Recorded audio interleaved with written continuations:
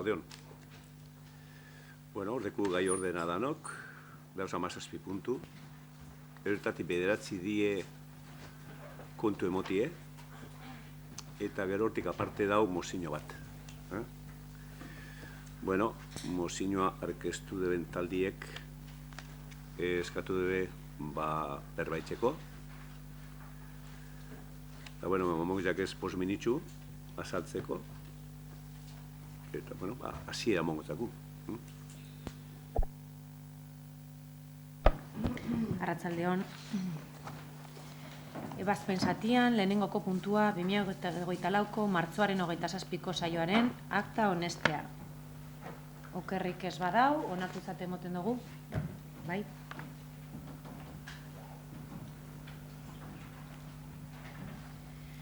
Bigarren puntua, Gernika-Lumoko udaleko langileen ordainsarien 0,5%ko igoera osagarria onartzeko proposamena. Proposamena irakurriko dut. Hurrengoa proposatzen da. Lehenengoa, Gernika-Lumoko udalaren zerbitzura dauden langileen ordainsarien 0,5%ko gehikuntza osagarria onartzea.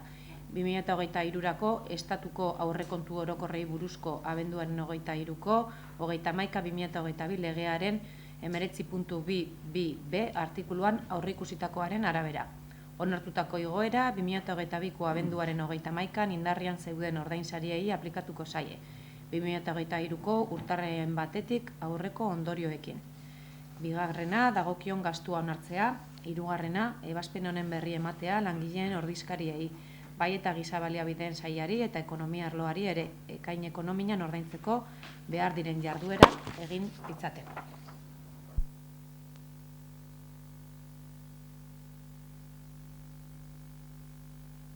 Komisiotik paseta dau.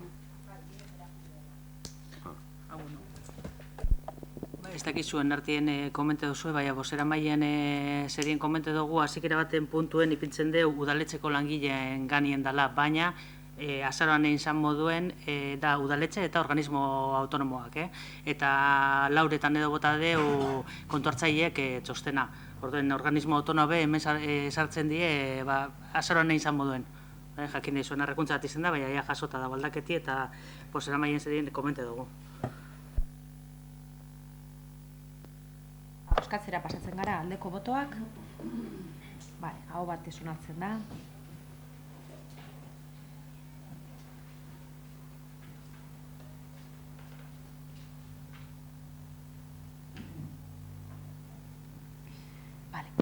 Hirugarren puntua, Gernika-Lumoko udalaren 2024ko aurrekontu luzatuaren transferentzia arrunten eta kapital transferentzien eranskinaren 2024 aldaketaren hasierako onespena. Hala badagokio. Proposamena hurrengoa da. Lehenengoa, transferentzien eranskinaren 2024 aldaketa onartzea, 5.525 eurotakoa. Bigarrena, Bizkaiko aldizkari ofizialean argitaratzea, 15 egun balioduneko epean. Epe horretan, interesdunek espedientea aztertu izango dute, eta egoki iritzitako reklamazioak aurkeztu izango dizkiote osoko bilkurari. Hirugarrena, ebazpen honen berri, udal kontuhartzaietzari emotea. Arratsaldeon denoi. 2023ko azaroaren 29an izandako osoko bilkuran, udal batza honek aho batez onartu ban Gernika-Lumoko 2024-2027 bitarteko zep, hau da, euskera sustatzeko ekintza plana, eta horren barruen berbalagun proiektua indartzea eta aberastea. Eta gure euskera teknikarie proposatu dute 14.000 eurotik 19.575 eurotara igotzie, eta horretarako kreditu aldaketa bat egin behar da euskerako partida batetik bestera. Eta hori da hirugarren puntu honetan gu proposatzen duguna. Kreditu aldaketa hitza.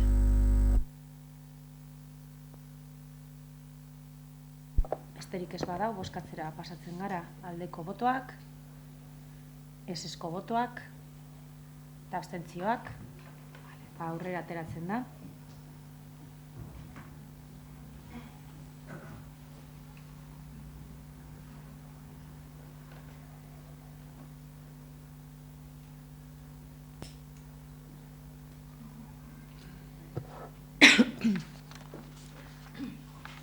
Hurrengo puntura pasatzen gara. Laugarren puntua, Gernika-Lumoko udalaren 2024ko aurrekontu luzatuaren transferentzia arrunten eta kapital transferentzien eranskinaren 2024 aldaketaren hasierako onespena.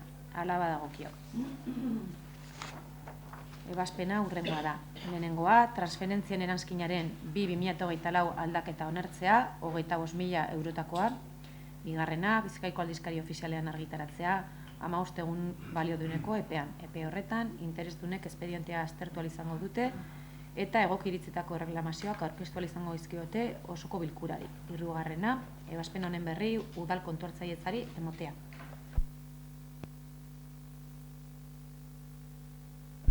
Hemen komente genduen komisioan, dala arbolasarran transferentzia nominatiboa, subentzioa gehitzia.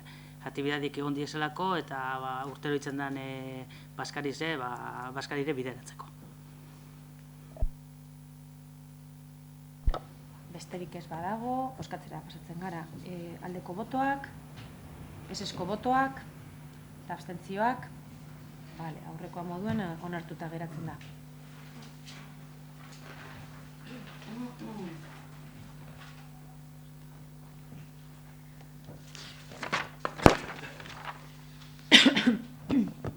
Bosgarren puntua, Gernikako udalaren eta haren erakunde autonomoen 2022ko aurrekontuaren eranskin gisa onartu zen eta gaur egun luzatuta dagoen aurrekontuak betearazteko arauaren aldaketaren hasierako onespena.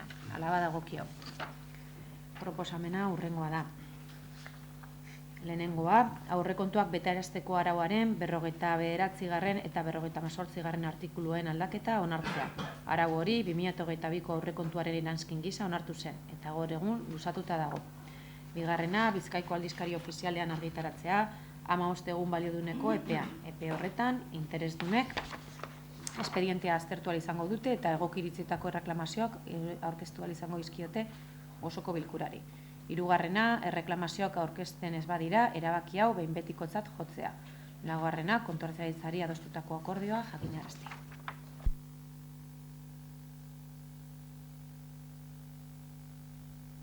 Bozkatzera pasatzen gara. Aldeko botoak, esesko botoak eta abstentzioak, onartuta geratzen da.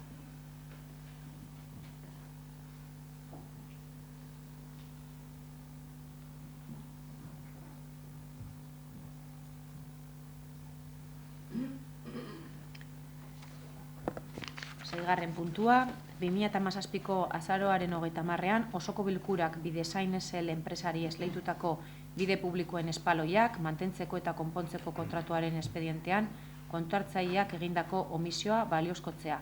Hala badagokio. Proposamena hurrengoa da. Lehenengoa, kontuhartzailetzaren omisioa balioztatzea, espediente honi eta haren ondoriozko betebehar guztiei dagokionez. Bigarrena, espedientearekin jarraitzea eta jardura hauek egitea. Ordenamendu juridikoan arauz hausteak egin direla eta egintza deusesa dela jakinda, ekonomia prozesalagatik bitezkoa da prozedurarekin jarraitzea eta dagokion kalte-ordaina esartzea erantzitako eranskineko fakturaren zenbatekoan, espedientean jasotako prestazioen balorazioari buruzko informazioaren arabera. Eta hartatik, eratorritako betebeharra aitortzea Bidesain SL-ren alde. Eta 212.926,48 eurotan. Kontuan hartu behar da, aldeko erabakiak ez duela salbuesten kasuan kasuko erantzukizunak eskatzerik. Hirugarrena, ebazpen honen kontu ematea, kontuhartzailetzari, ebazpen honei dagozkion kontabilitateko idatzoharrak egin ditzaten. Kasu honetan, dauzen faktura honek diesen lanak, kontratu amaitxuen jakie, eta ofizina teknikoan dauz pliegoia amaitxuten licitazioa atateko. Orduen dauz, kontratu barik egon dizen epe horretan eta indabezen lanak gaitzik, ordaindu dizen fakturak.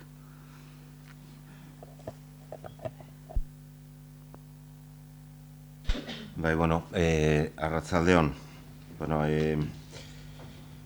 Guk jarrera ez oztopatzaile eduki dugu legegintzaldia hasi danetik, egize da, urte bete pasa dela, eta aurrekonturik barik gauzela. Eta kreditu aldaketa asko etorten dira, eta gu abstenidu egiten den gara gehienetan, batez be ez dugulako gure herritarreri zuzenien eragiten dutzien zerbitzuak etetea edo okertzea, ez? Eta horre, ez dugu oztopori jarri.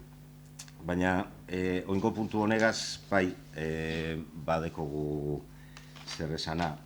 Esan duzun txenerea, kontratu barik dauen enpresa batek egindako lanen ordainketaz gabizela berbetan. Eta, karo, kontratu barik badau enpresa, ezin dugu lanik egin. Eta hori da, zuzen be, txosten honetan, kontu hartzaileak egindako txosten honetan ipintzen dauena. Ni enoa interpretaziorik egiten, ez dut neure iritziz emongo, ni bakarrik ipintzen dauela que las prestaciones realizadas en el 2024 no existe día de hoy un contrato vigente que otorgue cobertura legal a dichas prestaciones. Se advierte una ausencia total de procedimiento por haberse llevado a cabo una contratación verbal, lo que está expresamente prohibido por el artículo de contratación pública, que además es causa de nulidad. Y hay infracciones del ordenamiento jurídico, además de la propia omisión, es decir, que se han hecho trabajos con un contrato que se había acabado en enero. Eta, karo, aukera bidauz, edo kontu hartzaileek egindako txosten honeri guk ez da gizelan dan, konvalidazioa edo moten dutzago eta orduan prozeduraz aurrera jarraitzen dugu, baina, karo, hor txosten horretan beba dator, eta hau, geuretzako, preocupantia da, se hace mención expresa a la posible existencia de responsabilidades derivadas de la tramitación irregular de expedientes de contratación. Eta itxasok irakurri dauen ebazpen proposamenien bebai horixe dator. Eta, karo, pinotera, aukera bidauz. Edo hau egiten dugu, edo ostantzien itxaroten dugu, enpresak erreklamazioen arte, eta erreklamaten da benien, ordaindu egiten jako, benetan zor jako lako, nik hori ez dute zalantzan ipintzen, eta ez dugu zalantzan ipintzen. Eta ordainduen goiako. Ze, karo, neuri galdera batzuk okurritzen jatez, eta bosarmarien batzordean nik uste argi geratu dela, ez dela izango. Hau azkenengo faktura izango da, zerbitzu honena, kontatu barik aurkeztuko dana. Osa, ez da galdera da. Ez dakite erantzunen merezioten, edo. Dinetia azkenengo hori, orduen, ingo dugu hau bere momentuen. Eta pleguak preparetan dauzela, noiz, eta egin da dauzenien, orduntxe egingo dugu. Eta horretik guk kontra bozkatuko dugu. Ez dugulako ikusten, horrelako prozedura. Bueno, a ver, argitzeko aprobat. Vamos a ver, este tema, hay una empresa que lleva aquí, hay un servicio que se saca a concurso periódicamente cada 6 años, yo creo que es. Pues 4 años más 1 más 1, ¿no? Y entonces esta empresa, que tiene ese servicio de mantenimiento en Guernica desde hace más de 20 años, ¿no? Casualmente hay un concurso y ha ganado esa empresa pues, desde el principio, ¿no?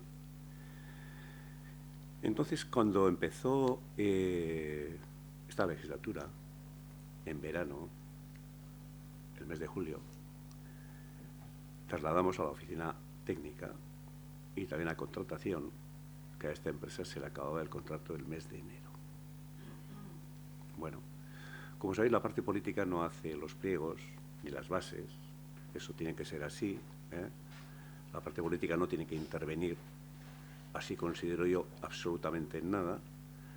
Y entonces, pues bueno, pues por las circunstancias que fueran, pues creo que ahora tienen elaboradas, porque encima nosotros les dijimos lo siguiente: hacer las bases de forma que sea solamente para esta legislatura, para que quien gobierne en este ayuntamiento dentro de 3 años tenga la autopista libre y que diga seguiré con ese servicio, no seguiré, será más mayor, será menor, lo que fuera.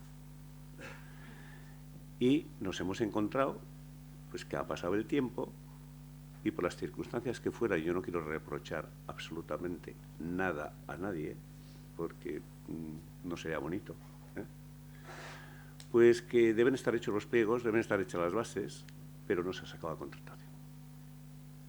Entonces han pasado 4 meses y estos han seguido desarrollando su trabajo, que creo que es algo habitual, no en Guernica, sino en todas partes, que es lo que a mí se me ha transmitido, y estamos en esa circunstancia. Ellos han desarrollado el trabajo, tienen 6 empleados, más un capataz, y entonces, pues bueno, eso al final de mes pues tiene una factura. Y esas son las facturas que hay que abonar. Pero que no es solamente una cosa que se hace en Guernica, es una cosa, pues a mí por lo que me han dicho, que no debería ser, pero es habitual. Y como las bases y los pliegos no los hacemos nosotros, y tienen que hacerlas siempre los técnicos, que para eso hay técnicos en esta casa, pues han tardado. Y bueno, pues no sé si este mes, el próximo mes que entra, pues saldrá a licitación el servicio.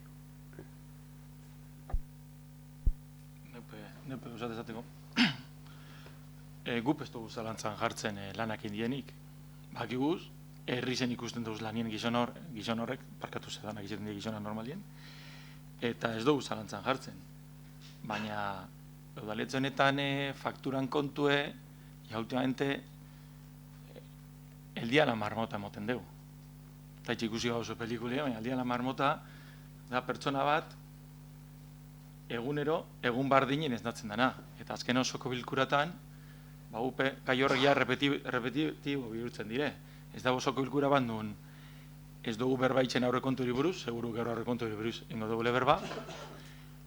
Ez da aurrekontu bat nun, ez da urtan pertsonaleko gai bet, ez da itxik eurua eukigu, pertsonaleko gai bet, zozer makala izateko, da ez kasu honetan euneko 0,5 igoera, eta kasu honetan dekogu. Eta ez da osoko bilkura bat nun kontu hartzaileek holako txosten bat idazten daden faktura eratzu buruz. Bat, 2, 3, 4, 5 horriko txostena. Eta bulik esan dabenan arire nik txostena emendekot, baina parkatu ezin jote azpimarrat horretan da. Txosten erakurritze, ezke nik ezer gitxi gehiago esango dut. Sostén Astenda. Estas facturas se corresponden con prestaciones realizadas en el 2024, respecto a las cuales no existe a día de hoy un contrato vigente que otorgue la cobertura legal a dichas prestaciones.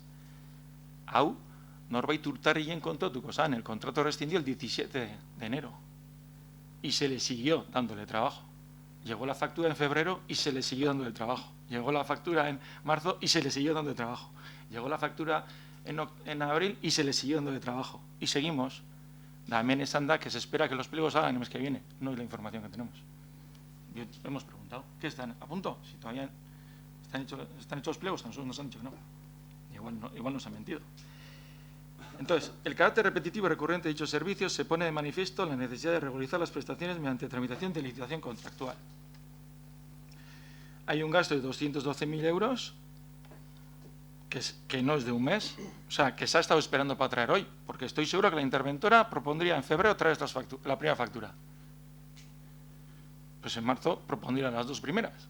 O sea, hemos dicho, yo pensando, me puedo equivocar, digo, la empresa habrá dicho, hey, que llevamos 200.000 euros que quiero cobrar. Y traemos el punto, porque el mes que viene habrá, porque estos les hemos visto trabajar este mes. O sea, que el mes que viene tenemos otra factura. Y aunque saquemos los pliegos, el proceso, con verano de por medio, supongo que pillará julio, tenemos otra factura. Y agosto tenemos otra factura. Entonces, otras 3 o 4 facturas vendrán. No había pensado lo que ha dicho Gulli, pero es verdad. Vamos a esperar y cuando vengan todas pagamos y decidimos. No, es que no había pensado eso. Entonces, y dice, exposición de incumplimientos normativos. Y no dice uno, ¿eh? Se advierte una ausencia total de procedimiento por haberse llevado a cabo una contratación verbal expresamente prohibida por el artículo 37.1 de la Ley de Contratos del Sector Público, que además es causa de nulidad tipificada en el artículo 39 de la misma. Otra. Se han realizado actuaciones contrarias a la normativa que establece la prohibición de contratación verbal y obligación a la tramitación de expediente, artículos 1, 28, 35, 37, 136 y 117 de la Ley de Contratos del Sector Público. Otra. En el mismo sentido hay que entender vulnerados tanto los principios generales de ejecución del gasto como el procedimiento para la gestión y ejecución del procedimiento. Artículos 39 y 40 de la norma foral presupuestaria de Vizcaya. Y luego añade, en revisión de actos, se detectan infracciones del ordenamiento jurídico con opinión favorable a que el resultado de la revisión se materialice por razones de economía procesal acudiendo a la vía de indemnización de daños y perjuicios derivada de la responsabilidad patrimonial de la Administración como consecuencia de haberse producido un enriquecimiento injusto a su favor. O sea, el interventor dice que el Ayuntamiento en estos momentos puede incurrir en un enriquecimiento injusto a su favor. Eta ja amaitzeko,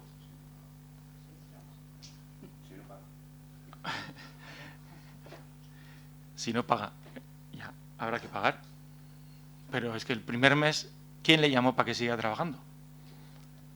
Y luego, finalmente, se hace mención expresa a la posible existencia de responsabilidades derivadas de la tramitación irregular de expedientes de contratación, tal y como establece el artículo 36 de la Ley 40/2015 del régimen del sector público, indicando que, de acuerdo con el artículo 28d y la Ley de Transparencia, Acceso a la Información Pública y Buen Gobierno, la omisión del trámite de intervención previa de gastos, obligaciones o pagos se sustituye siempre que la conducta sea culpable una infracción administrativa muy grave en materia de gestión económica presupuestaria que puede conllevar la exigencia de responsabilidades. Pues, leyendo esto, nuestro voto está claro. Bueno, solamente te va a matizar una cosa. Creo que eso de verbal es una terminología jurídica, creo, ¿no? Los verbales no es que hayan hablado con Nerea o hayan hablado conmigo o hayan hablado con no sé quién, ¿eh? Es una terminología jurídica, ¿verdad? Es así. No sé que diga, he hablado yo, oye, seguir. Y luego has dicho una cosa, que a ti te han dicho que no están los pliegos hechos, estás poniendo en duda lo que yo he dicho. Estás poniendo en duda. Una cosa es, no sé si te ha dicho el pastor de Upo o quién te ha dicho que no están hechos las bases o los pliegos. Pues eso lo que hay que hacer es ir a contratación, ir a oficina técnica y preguntar quién hace esas cosas, si están o no elaborados. Y a mí me han dicho que están, pues los técnicos están hechos, faltan los administrativos, que será, yo no sé si es copia y pega o eso, no sé si es así, ¿eh? Pero los técnicos están hechos. Y además, como he dicho antes, si ese servicio se sacaba a concurso o a licitación para 4 años más uno, pues nosotros hemos dado la orden que hagan solamente para 3. Como he dicho antes, pues quien luego decida y diga igual no hace falta este servicio o sí hace falta, ¿eh? Y entonces nosotros pensamos que el servicio sí es necesario, que sí hace falta, pero que los pliegos técnicos están elaborados, yo te digo que sí. O eso yo no le digo, oye, tráeme a ver si están hechos. No, yo no hago eso. Yo confío en la gente, los técnicos de esta casa, y no sé si los administrativos están o no, pero que quien hace los administrativos está al corriente de esto desde verano también. Nada más. Geuzutxu honen konture, hau ez da zerbitzu bakarra dauena kontratu barik. Kontratu amaitute dekona, eta beste zerbitzu batzuk dauz bebai, gauzenak emoten eta ez dekina kontratu ingerrien. Kontratu hemen, hau administrazio publikoa da, hau ez da gure etzie. Eta kontratuek amaituten dizenen, amaitu egiten da relazio juridiko-ekonomikoa enpresa horrekaz. Eta ez badu kontraturi zerbitzue gelditu egiten da. Atara arte. Edo prebizioa gazko katzen da, eta sasoiz ataratzen da. Kasu honetan, kontraturik ez badau, esanen biziak ezin jozu esegidu, ze seguru nau eurek enpresako arduradunepe arduretute dauzela, kontratu barik egotiena. Eta enbidana da hori, ez badu kontraturik gelditu egiten da, ataraten da kontratazioa, legez, ze ostantzien, hau ez da noberan etxie, hau dirue publikoa da, eta horretarako da lege bat, Ley de Contratos de Administración Pública. Orduen, segidu aldugu insekula sekulurun, horregaz atxakizegaz, zerbitzu emonen bida, jentir emonen bidako, eta segaitik horreri, eta segaitik ez beste batzuri. Segaitik ez beste batzuri. Ze beste enpresa batzuk egongo die prest zerbitzu hori emoteko. Horretan ez dugu pentsetan? Ba, upai, orduen badin jotzuet, enpresa horretako ez bakarrik honek, beste enpresatako arduredunepe, seguru nau, arduriagaz dauzela, kontratuari dauzelako.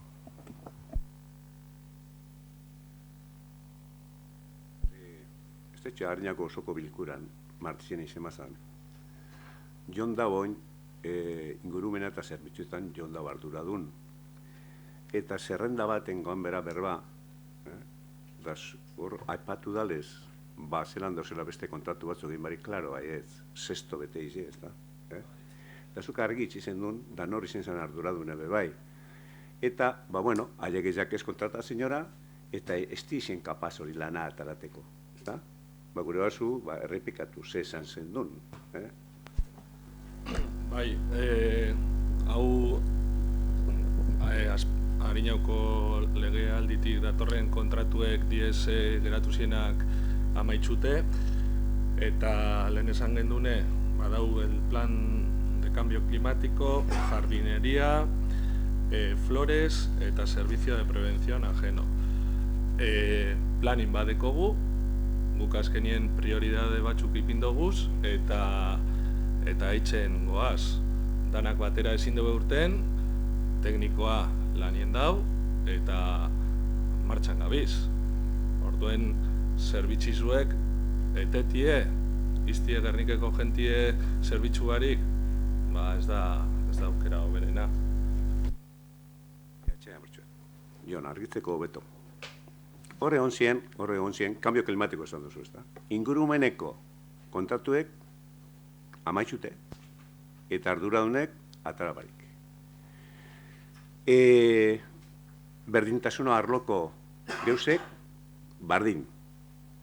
Eta dauz zerrenda bat. Eta oin, golpera, zuge motentazuz, eta hor lanien dauenak, ez deus ataraten dana golpera. Hori izaten dozku guri bentzen.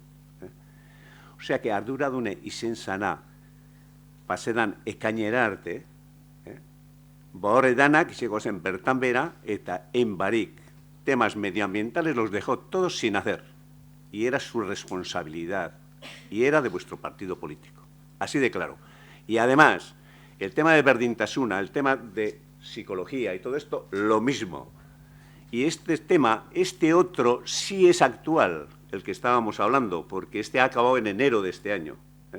Pero el resto habían acabado antes. ¿Y qué pasa con contratación? Pues que no está sacando el trabajo, por lo que fuera. Y no estoy reprochándoles de que no trabajan bien o mal, ni mucho menos. O sea que aquí se está mareando la cosa. Aquí hay un tema. Esta gente, esta empresa de mantenimiento, que es esta, que salió a licitación, ellos fueron los que ganaron en su momento, entonces nosotros queríamos haber tenido toda la documentación que no elaboramos nosotros, porque eso sería lo último. Nosotros nunca entramos a eso ni a favorecer a una empresa o a la otra, sino la empresa que gane la licitación, el concurso, es la que ejerce el trabajo para este ayuntamiento. Y que esta sí se ha retrasado por lo que he dicho antes, cierto. Pero todas esas otras que se está diciendo que hay muchas, vienen de atrás de resaca. Y la ola, pues ha cogido.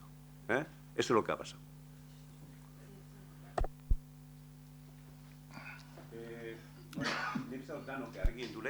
Bosketa ingo dugu, asko niko berba enzu, dano gindu niko berba, da punto, amen amaitzu da bosketa ingo dugu. Pues haré en ruegos. Haz lo que tú quieras. Haré el ruego de que... ¿Qué ruego? Haz el ruego ahora. Vale, pues haré ruego. El plan de contratación que hace referencia a Jon Lejárraga, que hizo referencia la otra vez, tengo aquí. Decreto de alcaldía. ¿Quién firma? El alcalde. ¿Y qué dice el plan de contratación?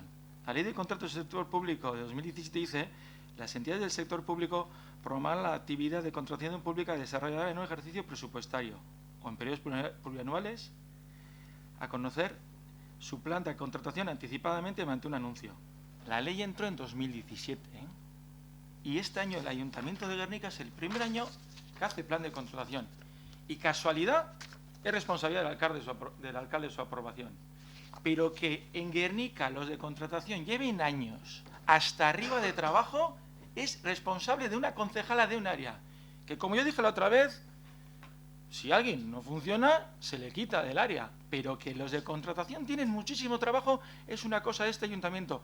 Y la otra vez, porque ya cuando se miente uno se convierte en previsible, yo ya he traído el plan de contratación.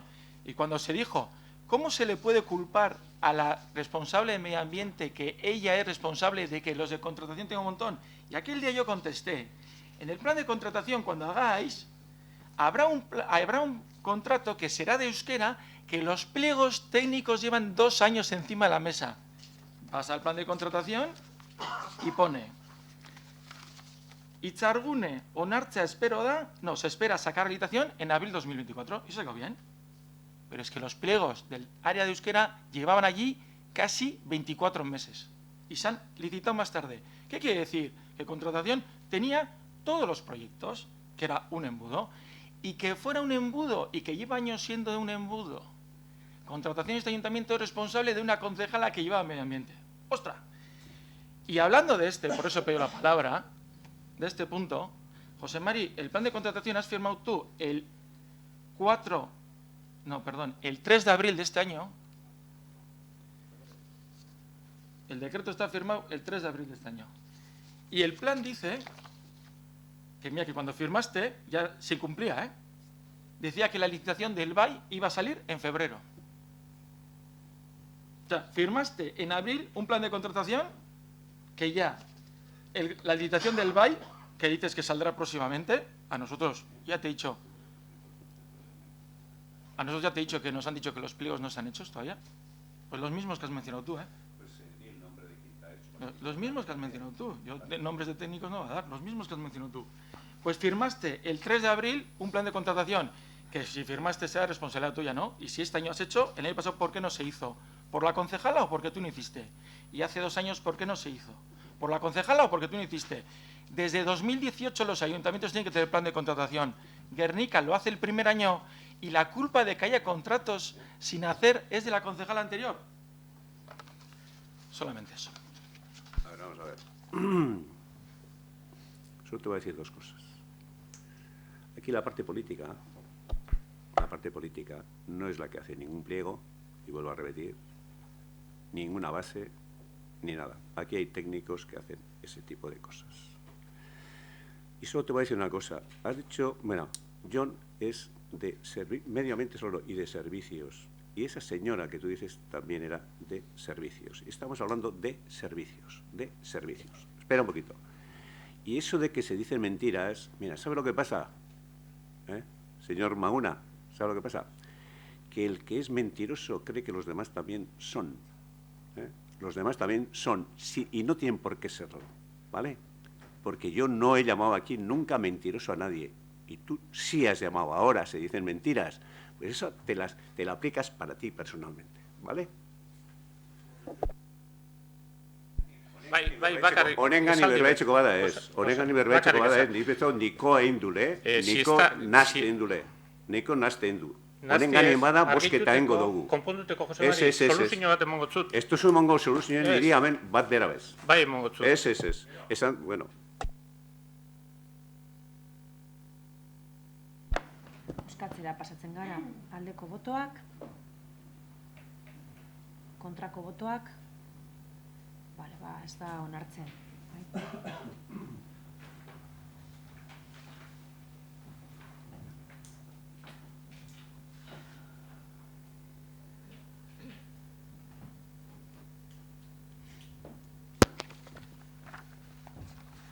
Zazpigarren puntuan, hirilurren balio gehitzearen gaineko zerga arautzen duen udal ordenantza fiskalaren aldaketaren hasierako onespena. Hurrengoa proposatzen da. Lehenengoa, hirilurren balio gehitzearen gaineko zerga arautzen duen ordenantza fiskalaren aldaketa hasiera baten onestea, eranskineko testu arautzailearen arabera. Bigarrena, Tokio Gasunei buruzko 9/2005 foru arauaren 16. artikuluari jarraituz, espedientea jendaurrean ikusgai jartzea 30 eguneko epean, udaletxeko ediktu tabloian eta Bizkaiko aldizkari ofizialean iragarkian argitaratuz. Interesatuek ikusteko aukera izan dezaten eta egoki deritzoten erreklamazioak aurkezteko. Ordenantza behin betiko onetsita dagoela ulertuko delarik aipatutako epean erreklamaziorik aurkeztu ezen.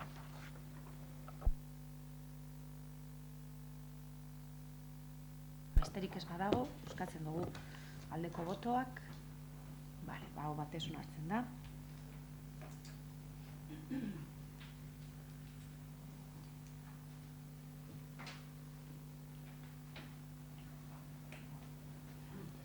8. puntura pasatzen gara.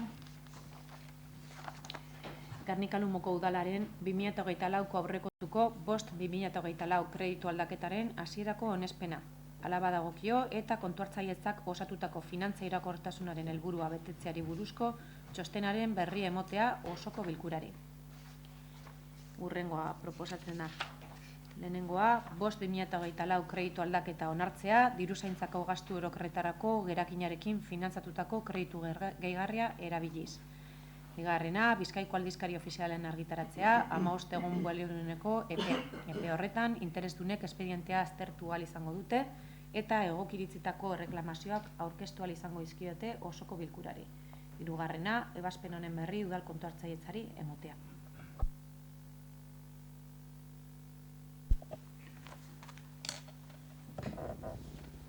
En este punto proponemos una modificación de crédito para desarrollar varios proyectos que consideramos necesarios e importantes.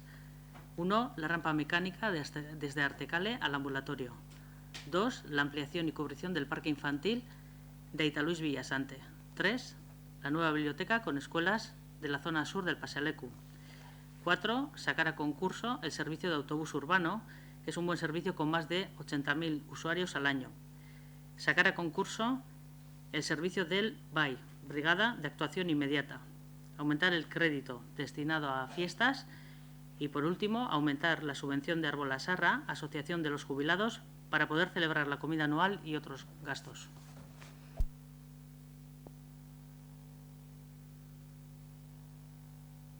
Bueno,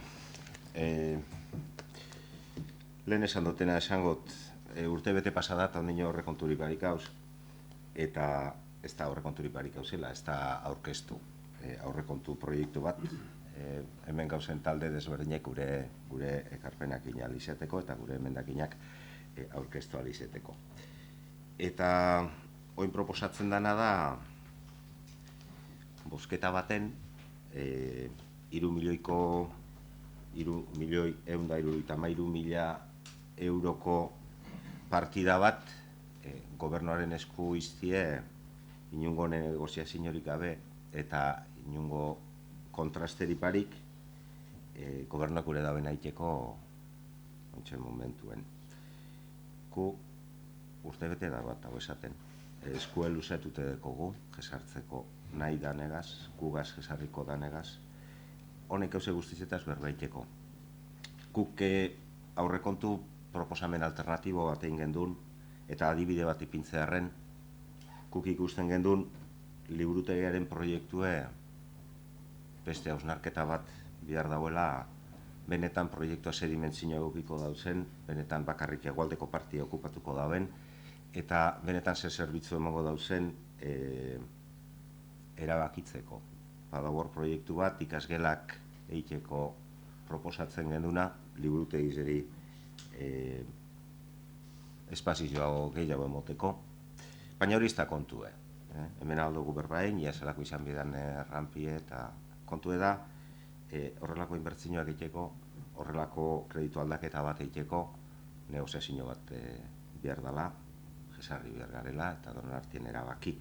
Eta horren forma egokizena urte bi paseta gero aurrekontuek prorrogeta dauzela, izango litzateke aurrekontu proiektu bat aurkeztie gobernuek, eta horren arabera bestion emendakinekaz hori atontzie.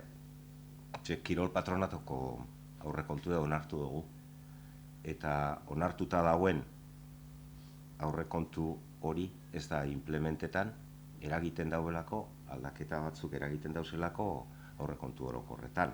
Tardun, modu demokratikoan onartu dan aurrekontu bat ez da implementatzen, ez da eserreiken hori martxan ipintzeko, eta aldiz etorten da ona bosketa baterako 3.000.000 erabaki bat.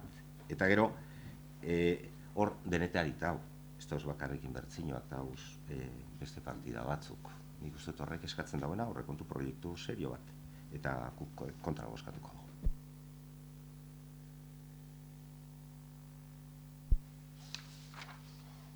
Lehen esan dut el día de la marmota, aurrekontu jak urten da. Osea, bakarrik falta pertsonal, osoko gai danatan, osoko bilkura honetan, betiko 3 gaizek aipatzeko. Purbet antzerakoa, urri zen espan hau txarto, galdetu neoan hilelengo, zelan dagoen aurrekontue. Nahi bat zualdotzuet ezan, baina gobernu taldeak izetez, urriaren 15-erako normalean, aurkezteko legi beteko baleke, urriaren 15-erako aurkeztu enbiko leke aurrekontu proposamen bat. Hori izpadagitzi, aurrekontu ebe bai, osake ja, 227 egun behan du gabiz, aurrekontue, ez da aurkeztu komisio baten. Itxeitzen badugu urte bukaerara, ja 150 egun dire, Gabon zaregune pasazala, da 150 egun dire, aurrekontue udaletxe honek ez da bela onartu. Eta ez da gure ardurie. Aurrekoatan esan dute moduen, gobernu taldien arduri da aurrekontuek negozizetie, lehenengo aurkeztie, negozizetie, dataratie. Ez dugu euki aurrekontu horren aurkezpenik, eta geur, ekimen batzu daraguz, ez dugu zena baloreko, ze seguru nau programa elektoral ezberdinetan, danak ez badire, euneko handi bet, 3 edukiko bendu zen. Baina ez da, ezer aipatu behetzen. Eta ganera, bulik esan da bena, aurrekontuen prozeduria zidozue, bitxu, erakunde autonomatakoak zipek enduteia onartute dauz. Da ganera, bitxu, kombinazioak eta hor, negozazioaren bate onda, ez da? Euskaltegikoa, nidakitz, guztientzako herriak eta guk alde bozkatu, benduzea Euskaltegikoa parkatu ez dugu, ez nintzen egon, ez dakite bilduren botoa. Euskaltegi izan aldeko kontrako, aztentzen izan zen. Baina bakitz, kontrako izan zen. Aldeko. Bitxu, ez ziren egon dine.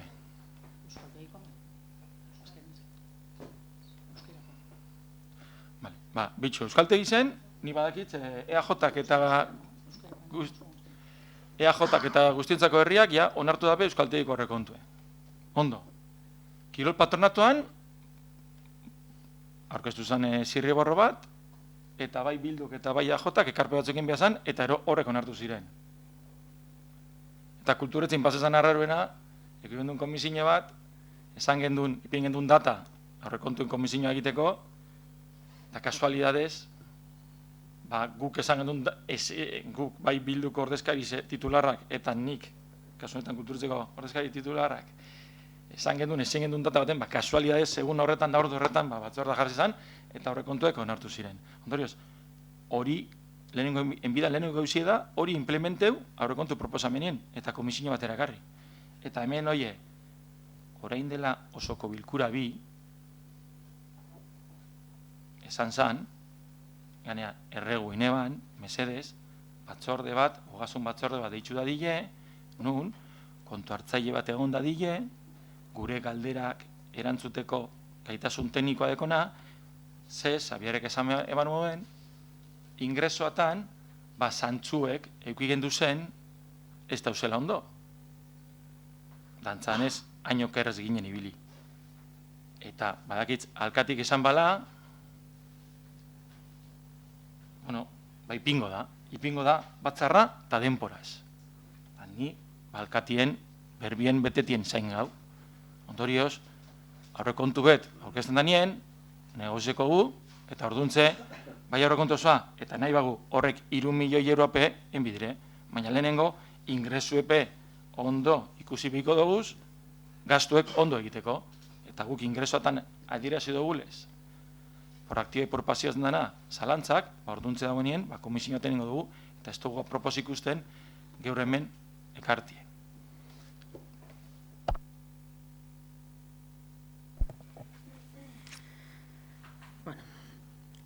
Nosotros en todo momento hemos estado dispuestos a acordar los presupuestos con vosotros, con todos, sin apartar a nadie. Para ello, hicimos un borrador y lo entregamos tanto al PNV como a Bildu. Los concejales del PNV no hicisteis ninguna propuesta y, de hecho, hablamos a primeros de febrero con el PNV y se nos comunicó que todavía no era el momento. EH Bildu sí nos hizo propuestas, que vosotros también las tenéis, y hablamos con ellos en 2 tandas de negociaciones y 5 reuniones. Pusieron al descubierto que sus intereses eran otros y rompieron abruptamente las conversaciones sin ninguna explicación. Nosotros seguimos manteniendo la disposición a acordar y trabajamos para mejorar Guernica. Tenemos un buen programa y lo queremos compartir con vosotros. Como disponemos de un remanente de varios millones en la hucha, queremos lanzar ya proyectos que consideramos muy necesarios e inaplazables, como son la rampa mecánica para subir al ambulatorio, la ampliación y cubrición del parque de juegos infantiles Naitaluz Villasante frente al hospital que da cobertura a Rentería y a Lorateguieta, respondiendo a una demanda reiterada de los vecinos. Y 3, poner en marcha el proceso para una buena biblioteca en el edificio de las escuelas de la zona sur, en el Paseleco, y poder disponer de una buena biblioteca.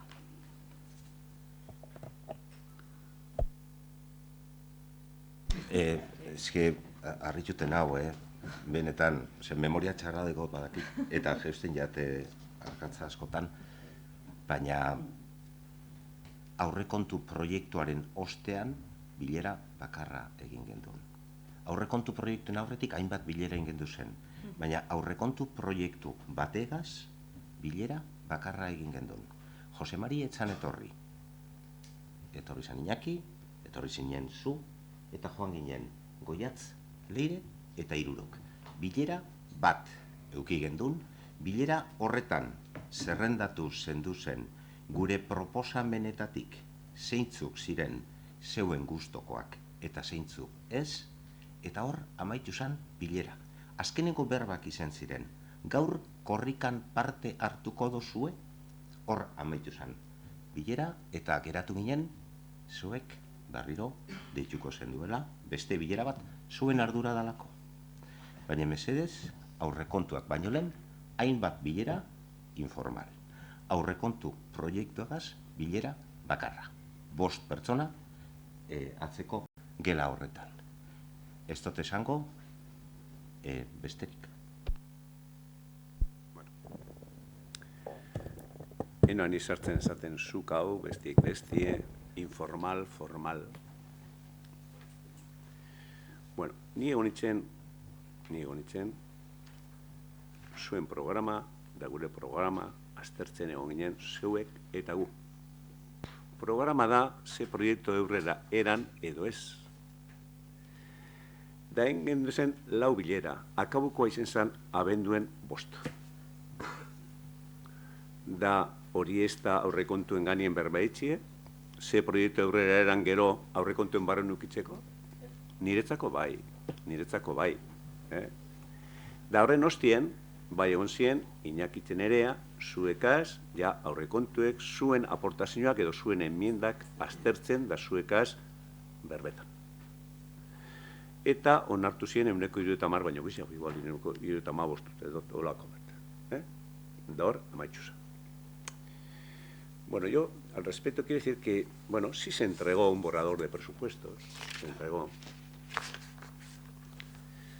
pues para hacer aportaciones o enmiendas, para acordar a primeros del mes de febrero. Los concejales del PNV no hicisteis ninguna aportación, ninguna. Y en el pleno del 27 de marzo, pues casi 2 meses después, el último pleno anterior que tuvimos, se hicieron como 2 preguntas, ¿no? Una decía, ¿quién ha hecho estos presupuestos? Pues, ¿quién iba a hacer? Pues, ¿nosotros? ¿Quién? ¿Algún extraterrestre iba a hacer los presupuestos? Pues nosotros. No sé por qué se hacía esa pregunta. Un borrador de presupuestos abierto a recoger, a quitar esto, poner lo otro, a acordar entre todos. Y sí hizo Bilur esas aportaciones que hemos hablado. Y la segunda pregunta, decían también que los ingresos eran menores. Había que discutir, porque nosotros nunca hemos hecho ningún disparate, en el tiempo que llevamos en este ayuntamiento. Hemos controlado bien los ingresos y también los gastos. Y decíais que eran menores. Luego, en un organismo autónomo, donde nosotros habíamos planteado una subida del 8% en el presupuesto que había anterior, vosotros planteasteis una subida, sumándole más a eso, hasta el 45,87%. Y ahí se ve la fórmula. Yo diría que esa es esa fórmula, como se dice en álgebra, es la fórmula del conjunto vacío, la que no tiene elementos. Porque claro, si los ingresos tienen que ser menores y el gasto corriente se aumenta, porque lo que se hacía en ese 45,87% es aumentar el gasto corriente, pues no se puede hacer nada. No se puede llevar a cabo ningún proyecto, no se puede llevar a cabo la rampa, y no se puede llevar a cabo la biblioteca, y no se puede llevar a cabo la cubrición y la ampliación de la zona de niños para Rentería y Lorateguieta delante de Luis Villasante. Pero, o sea, bloqueo total.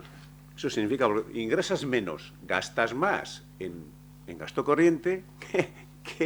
¿Qué tienes tú para proyectos? Nada. Menos ingresar, más gastar. Eso es igual que en una casa. Bueno, pero esa fórmula falla. En esa fórmula falla algo. Algo muy importante. Que nosotros hemos llevado las cuentas de este ayuntamiento muy bien. Y tenemos en el remanente, o sea, en la hucha, más de 4,5 millones de euros.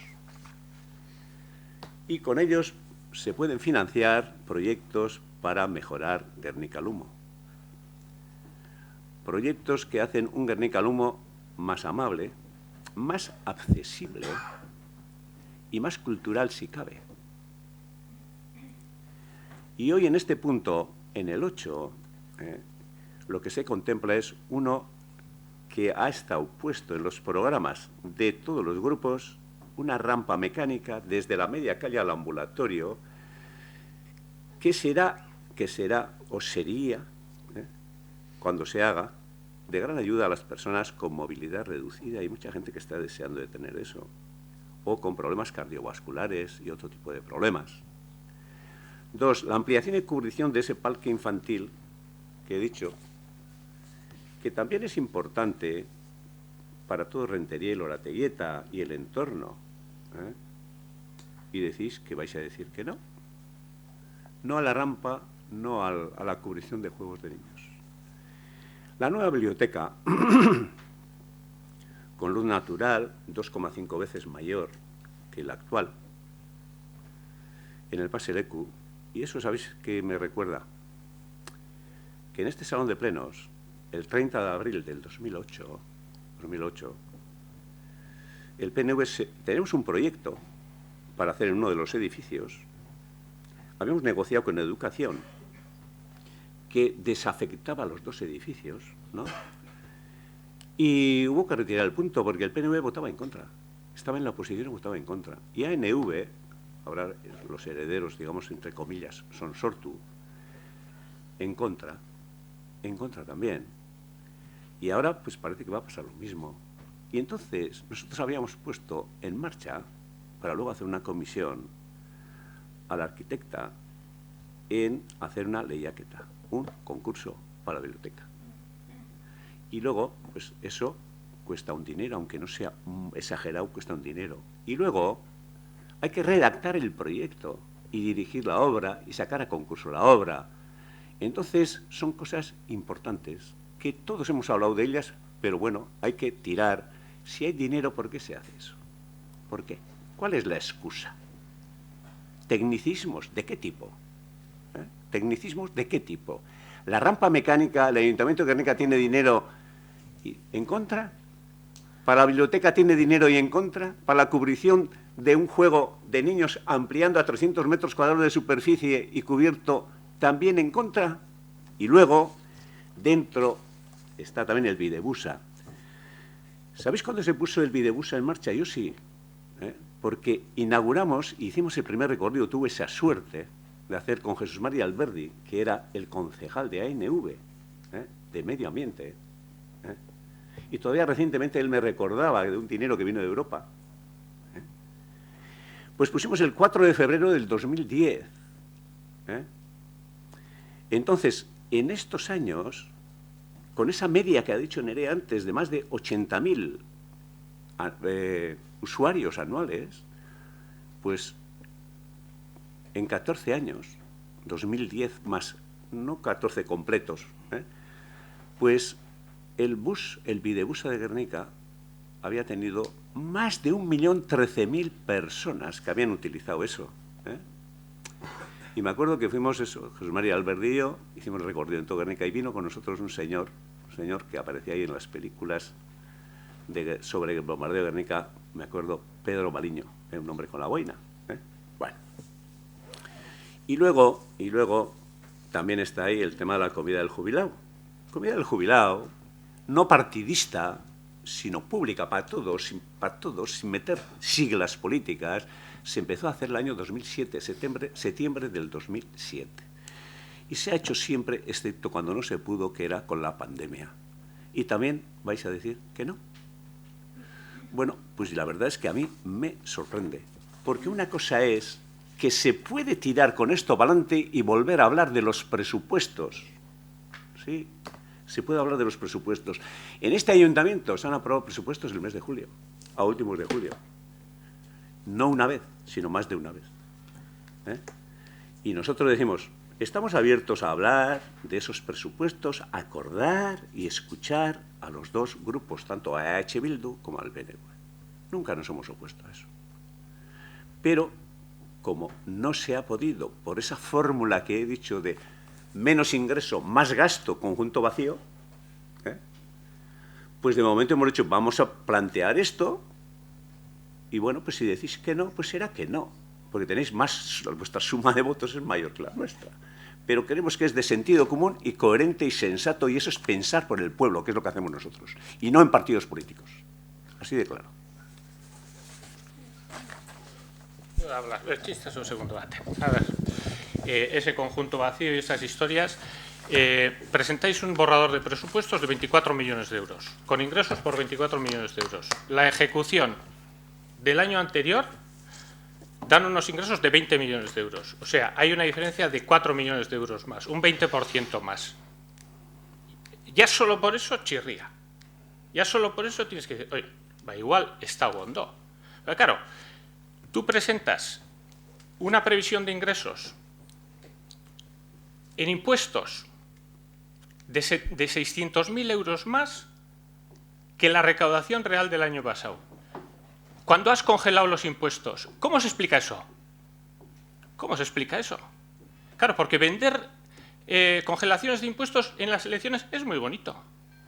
Pagamos, en plan Ayuso. Aquí no se paga ni un impuesto. No se paga ni un impuesto, las terrazas no pagan, el videobús no se paga, lo otro no se paga, los impuestos se congelan, no se piden subvenciones. Claro, claro. ¿Quién tiene la culpa de que no haya ingresos? ¿Quién? Y 20 millones de euros dan para hacer muchas cosas. Lo que pasa es que, claro, lo que pasa es que aquí hay una pequeña diferencia, hay una diferencia sustancial, que antes tenías mayoría absoluta y ahora no. Y hay que negociar, y hay que negociar. Y cuando se ha negociado, en el Quirol Patronato se han pedido 500.000 euros más para hacer inversiones en deporte, en infraestructuras deportivas, porque se caen las canastas, 500.000 euros, negociados y aprobados. Esos no. Esos no hay que hacer. ¿Por qué? Porque tú dices, pero si hay una mayoría que dice que sí, una mayoría totalmente legítima. Y luego nos traes contra el remanente, no negocias el presupuesto porque estás en minoría y nos traes un trágala. Nos traes un trágala con una serie de proyectos. Esto no van a decir que no. Pero yo te digo, ¿y por qué no se mete el Mercado Plaza? ¿Y por qué no se mete el área de una zona para que los chavales puedan estudiar? ¿Por qué no se mete? ¿Por qué no se mete la pista de atletismo? ¿Por qué no? Hay un montón. ¿Por qué no se mete la cubrición de la zona de juegos de Lurgorri? Te puedo decir un montón de proyectos. No, son los proyectos que tú dices. Pues ¿sabes qué? Tenemos un tercio y un tercio. Y habrá que negociar. Y habrá que negociar. Aunque no nos guste, habrá que negociar. Vamos a ver. Aquí, joder, se ha pegado a tantos bolos que ni me he enterado. Se pega a todo. Entonces alguna bola tiene que caer. Si pegas a todo, es como... Yo no soy cazador, pero cuando tienes la recortada y tira perdigones para todos los lados, a alguien le tiene que coger. Vamos a ver. De trágala, nada. Del mercado, de trágala, nada, en absoluto. uno está de acuerdo en hacer la rampa mecánica de subida de la media calle al ambulatorio o no está. Y este es el momento de estar a favor. Uno está, bueno, oye, mira, que hace falta en otros sitios del pueblo también la cubrición de parques de niños. Sí, pero todos a la vez no se pueden. Hay que programar. Y un proyecto redactado es el de ahí, que da cobertura a Rentería y Loratelleta. ¿Y qué hay que hacer? ¿Parar? No, está redactado, hay financiación, se financia. Ahora, el mercado. El mercado, empezamos hace mucho con ese tema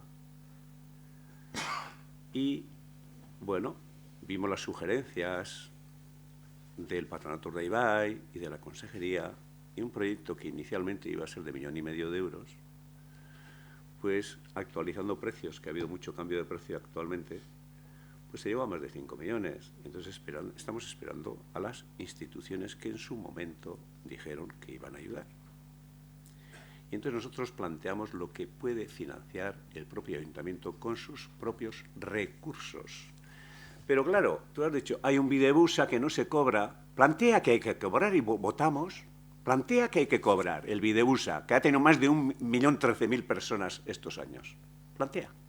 Y votamos. Espera. Sí. Dices las terrazas. Las terrazas, pues podemos hablar de ese tema también. Podemos hablar. Dices, tampoco se cobran. Pues no se cobran, ¿no? Claro. ¿Qué pasó con las terrazas? Podemos plantear otro debate sobre las terrazas en este salón de plenos y que digáis que haya que cobrar, que haya que reducir y ese tipo de cosas. Parece que eso es lo que quieres. O sea, fíjate cuántos factores has sacado. Videbusa no se cobra. Pues no, no se cobra. ¿Y cuántos años lleva? Desde el 2010. 14 años. Y en las terrazas, pues estuvo el COVID y podemos hablar de ese tema también. O sea, que has metido muchos factores. Y de trágala, nada. ¿Financiación posible por parte del ayuntamiento? Sí. ¿Estos proyectos son importantes para Guernica? Sí.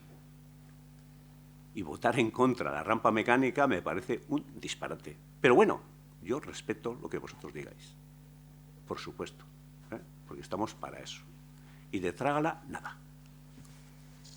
Hacer las cosas y pensar en el pueblo, sí.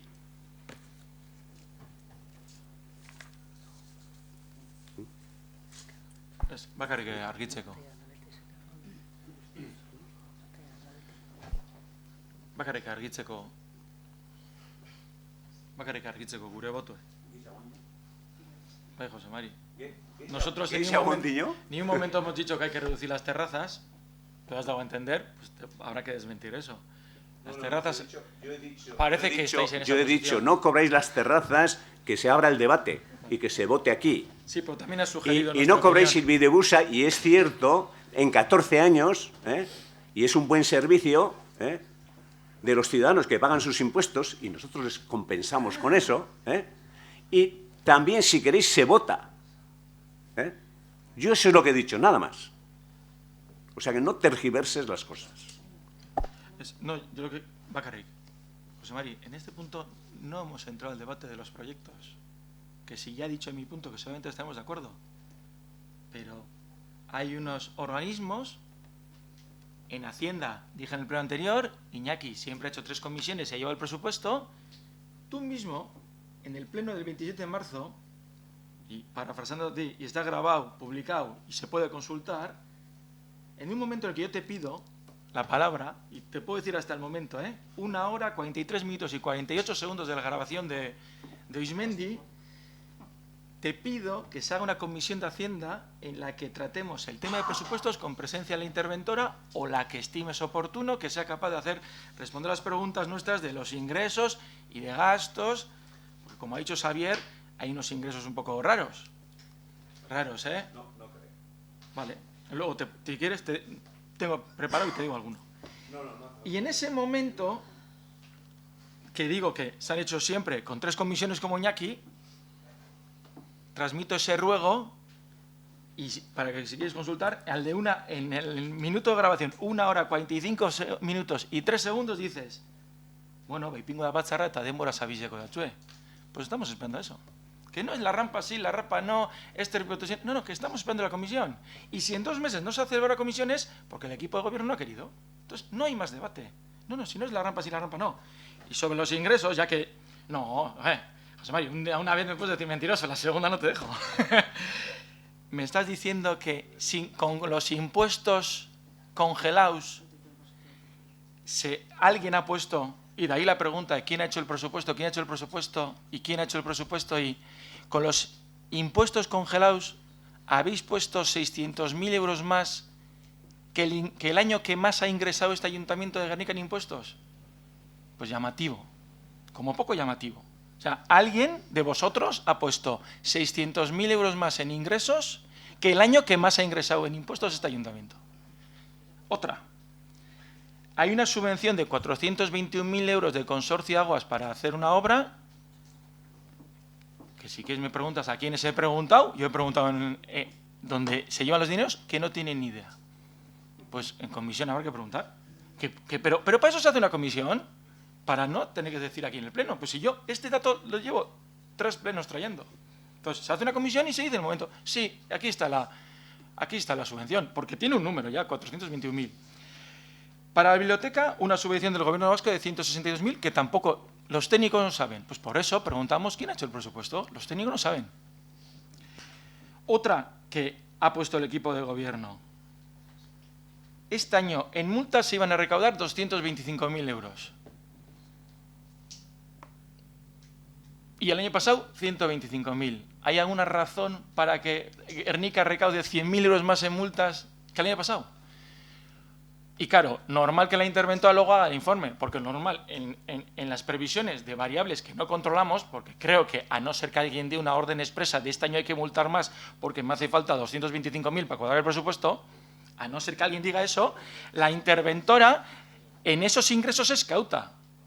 Y ya sabemos todos que hay un informe de la interventora que tengo aquí que se puede leer, en el que ingresos que tienen una alta volatilidad, como son las multas, alguien le dijo, o alguien puso aquí este número, 100.000 euros más que lo normal. Entonces, con eso, y a pesar de eso, ¿no celebramos una comisión de Hacienda? Pues, José Mari, yo como ruego, o si quieres, vamos al momento de ruegos y preguntas, tal y como dice en la comisión de Hacienda que Bildu se sumó, hacemos el ruego de, por favor, una comisión de Hacienda en la que esté un técnico para contestar las preguntas y se hable del presupuesto. Y como he dicho antes, vamos 227 días tarde. Pues nada más. Bueno, yo no me voy a salir del punto, no voy a volver a repetir. Tampoco te voy a responder esas cosas, pero sí te voy a decir, hombre, mira, hemos llevado varios años sin nota, ¿verdad? Hemos llevado sin nota varios años. Bueno, pues seguramente en esa partida que tú dices está el tema de la OTA metido, más de 100.000 euros, 100 y pico mil euros. Posiblemente, digo. O sea que antes de hablar hay que preguntar, ¿vale? Luego, Udalkutxa es el mayor que ha habido nunca. El mayor que ha habido nunca. 1,5 millones de euros más que el año pasado. No van a aumentar los ingresos. Pues claro que aumentan los ingresos. Y no vamos a hablar más de esto. Mira, aquí hay un punto que quiero que quede claro, que es el siguiente. Este punto 8 dice, el Ayuntamiento de Guernica se ha llevado muy bien las cuentas, y el que no, que diga que no. Ahí está el resultado. Más de 4,5 millones de euros en la hucha, en el remanente. Entonces, de momento, como los presupuestos no se han aprobado, pues se dice, pasa el tiempo, esos recursos que tenemos vamos a dedicar a algo que en un programa electoral tiene EH Bildu, tiene el PNV y tenemos nosotros, que es la rampa mecánica de subida al ambulatorio. Y ahora vosotros vais a decir que no. Pues no sé por qué. Porque eso es una excusa. Eso es una excusa. Y el resto de cosas, la cubrición de niños, porque tú este año puedes hacer la de Rentería y el año que viene pues puedes hacer otro. y así sucesivamente. Y las cosas son los pies en el suelo y la cabeza también en el suyo. Y aquí no hay ni trágalas ni nada. Aquí hay intención de hacer bien las cosas y a otros tienen la intención de poner pequeñas zancadillas. Pues si hay que poner zancadillas, que se ponga y punto. Y ya está. Y de esos números dichos así, de cualquier manera, hay que mirar. Y en esa partida que tú dices de multas, que vas exagerando, pues ahí está lo de la OTA, que son unos 130.000 euros. Y posiblemente esa cantidad que pone ahí sea mayor que la que pone. Porque ahí se ha sido prudente también. Para que veas. Nada más. No vamos a hablar de este tema. ¿Quién cobra, José Mari? ¿Quién se queda con las multas de la OTA, José Mari? Escucha, de este tema no se habla más. De este tema ya no se habla más. Se vota y ya está. Porque ya se ha hablado suficiente. Ya se ha hablado. Joder, ¿Dejas hablar? Pero porque yo no quiero hace dar dos falta. datos. Dices una cosa, que las cuentas están Si no vas a estupendas. meter nada nuevo, si no vas Sí a te voy a aportar, decir, ya verás si que no te vas voy a, no vas a claro que te aportar voy a nada decir. nuevo. Este año ha perdido el Ayuntamiento de Guernica 1 millón de euros. Resultado presupuestario, 1 millón de euros. Bueno. Tenemos ese Oye, remanente eso que tú hablaremos dices, cuando hablemos. No, ese eso remanente hablaremos. que tú dices que Oye, tenemos por favor, 5 millones por favor, de euros. yo dirijo este pleno. Bien, vale, ¿me vas a cortar? Vale. Sí. Estamos hablando de lo que estamos hablando. Y del otro ya se discutirá. Y no voy a volver a repetir los proyectos, ¿vale?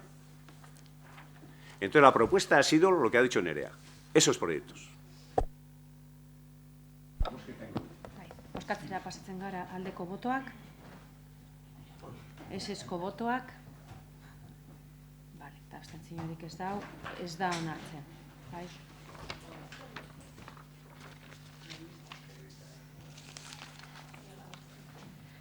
Ebazpenik ematen ez duen satira pasatzen gara, 9. puntua 2023ko udalaren eta bere autonomia dun erakundeen aurrekontuen kitapenaren berri emotea. 10. puntua udalaren aurrekontuko 1/2024 kreditu aldaketa espedientea, kreditu gerakinen txertaketaren berri emotea. 11. kulturetzeko aurrekontuko 1/2024 kreditu aldaketa espedientea, kreditu gerakinen zertaketaren berri emotea. 12. lanbide ekimeneko aurrekontuko 1/2024 kreditu aldaketa espedientea, 2024 ekitaldiko kreditu gerakinen zertaketaren berri emotea. 13. kirol patronatuko aurrekontuko 1/2024 kreditu aldaketa espedientea, 2024 ekitaldiko kreditu gerakinen zertaketaren berri emotea.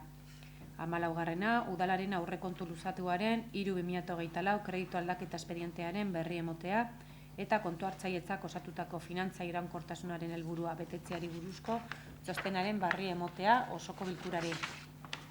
15. udalaren aurrekontu luzatuaren 4/2024 kreditu aldaketa espedientearen berri emotea. 16. kulturetzeko aurrekontu luzatuaren 3/2024 kreditu aldaketa espedientearen berri emotea eta kontu hartzailetzak osatutako finantza iraunkortasunaren helburua betetzeari buruzko txostenaren berri emotea osoko bilkurari. 17. azken bilkuratik alkatetzak egindako dekretuen berri emotea. Eta erreguak eta galdera puntura pasatu aurretik mozio proposamen bat dago. Talderen batek bere egin gura badau defendatu alizateko. Bai, beste inok ez badu bere egiten, EH Bildu berea. Bale, orduan betiko lez, gai ordenean sartu aurretik, ados basauzie guztiok, hau batez, onartutzat emoten dugu, gai ordenean sartzen da.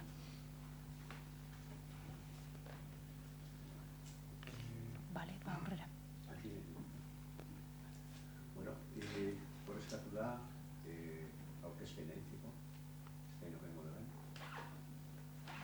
Joseba, larri luzetzeko, 5 minutxu, ondo ikusten baduzu, vale? Bueno.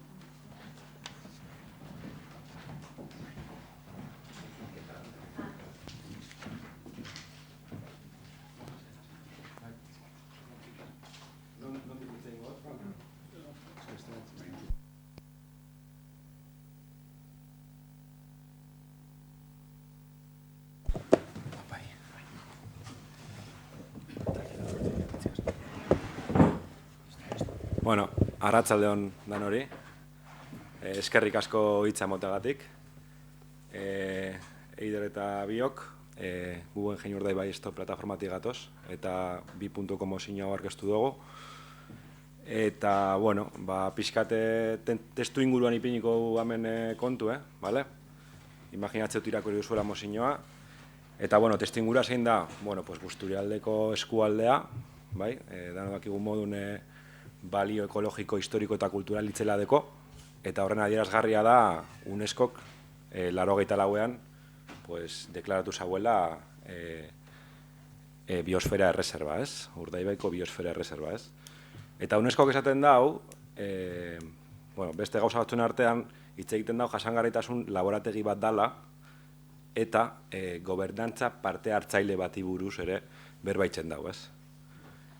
Lehenengoan jasangarritasun laborategia dalaren arira, bueno, ez dakit, gure irakurketako bat da, agian txartu ulertu dala laborategiaren kontua. Bai, hau ez da esperimentatzeko txarrerako eta gauza monstru arraroak ateratzeko gauza bat. Eta zergatik dinot hau? Pues porque adibidez Muruetaren kasuan, non erreserbaren gune zaurgarriena dela, eraiki nahi da Guggenheim Urdaibairen museotako bat. Museo bat, non 4 hilabetetan 140.000 pertsona edo turista edo bizitari aurre ikusten diren. Erreserbaren bihotz horretaz aparte, Okako ibaiaren estuario hartzen badugu, Euskal Herrian edo Euskal Kostaldean kontserbazio egoera onenean dagoen ingurua dela, eta portzerto babestuena, eta ez dinot nik, legedia hor dago, ez? Apotatik, Urdaibaik ere lege propioa daukala, estatuko legedia, Europakoa eta inkluso mundun mailakoa, hor dago Ramsar bestela, bai, ez egunak babesten dituena. Bueno, pues, inguru guzti honetan, gaur egun saturazio zantzuak ditugula badakigu, eta ez dinogu gu bakarrik, Eusko Jaurlaritzak egin zuen ikerketa bat 2018an, eta horria ikusten zen inguru hau saturatuta zegoela. Testu inguruarekin jarraitzeko eta jasangarritasunen asuntoarekin jarraitzeko onartezina, barkatu, ezin da eztabaidatu erez, nik uste dugu gutxienez, edo guk uste dugu krisi klimatiko gare batean bizi garela, eta kriston erronka daukagula danok, bai?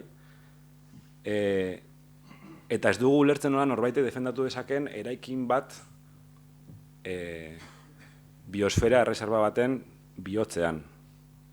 Osea, ez dakit, ni irakaslea naiz eta ikaslei kontatzen baiet hori nik uste dut eurik ere ez dutela ulertzen guztiz, ideia hori. Ez dakit ez da defendatu daiteken, hau da, modu arrazonatu batean. Bigarren kontua da gobernantza parte hartzailearena, UNESCOk esaten zuena. Gure irakurketa da inposaketa bat dela.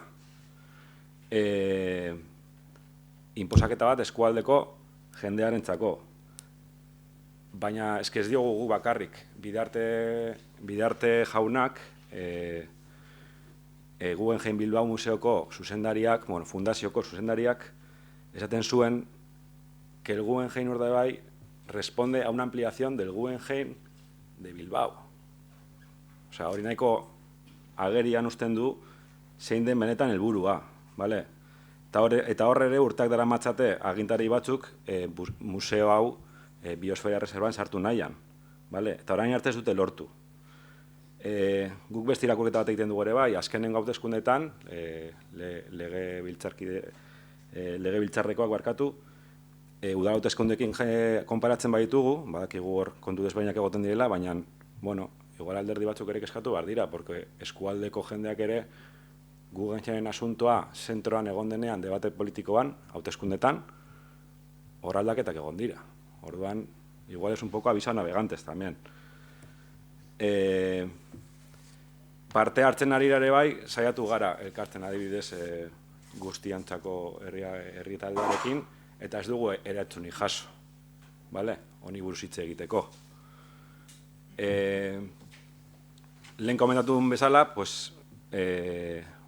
Urdaibaiko biosfera reserva dago oso babestuta, batez ere kontserbazioari begira, noski, daukagu Habitat 2000, Kostas legea, daukagu Zona Especial Konservazion, dekogu Ramsar, APAK ere bai. Errealitatea da, Guggenheim Urdaibai museoa erekiko balitz, ez lituzkela beteko lege guzti hauek. Orduan, batzuk egin dezaket irakurketa bat ilegala dela, edo beste batzuk izan dezakete, ez. Bueno, legea aldatzen dugu, ez duen kajatzen eta listo. Nik ez dagit zilegitasuna eta legalitatea hor, ni ez naiz abokatu eta ez naiz epaile eta holan, baina, bueno, gutxienez, trampa bat bai ikusten dugu hor, bale? Parte hartzenen asuntoarekin ere bai, ezin dugu ahaztu Foru Murueta eta Gernikako akordioak Bizkaiko Foru Aldundiarekin, hitzarmen supramunicipala. Ematen diona eskumena Bizkaiko Foru Aldundiari, udaletxeek ematen diote eskumena, delegatzen dute egiteko behar diren gestioak moldatzeko eta adaptatzeko museoaren enkajea Urdaibain. Eta, bueno, kontestu honetan ere bai, urtarriaren 26an aurkezten da plan estrategiko bat eskualderako. Claro, orain arte saldu digutena da, Guggenheim museoa izango dela, nolabait, eskualdeko abandono hori edo, abandonotik aterako gaituen motorra, ez? Batez ere turismoari enfokatuta, turismo eredu masibo batera. Orduan, claro, plan estrategiko honetan gaur egun, badakigu ja, 6 puntutako plan estrategiko horretan, Guggenheim museoa ez dela agertzen. Osea, sorpresa, orain arte Guggenheima izan barzan abandonotik atera baziguna, eta gaur egun, proiektu hori ez da agertzen, en los 6 proiektos tractores. Orduan, bueno, pues, ikusten duguna da, horre gauzak kolokan daudela eta gutxienez susmagarriak izan daitezkela. Ze interes daude horren atzean? Bueno, guk argi daukagu, vale? Interes pribatuak daude. Hemen entzun duguna da, zinegotzi batek esan da, Busturialdea ez da norberan etxea. Eta hau diru publikoa dela. Bueno, hau ere diru publikoa da. Vale? Orduan, kontuan izan hori. Eskatzen ditugun gauzak dira 2 puntuak onartzea, mozioaren 2 puntuak onartzea, eta betetzea. Eskualdeko herritarren etorkizunaren alde. Eta alderdikeriak alde batera utzita. Eta, bueno, hori. Vale, eskerrik asko.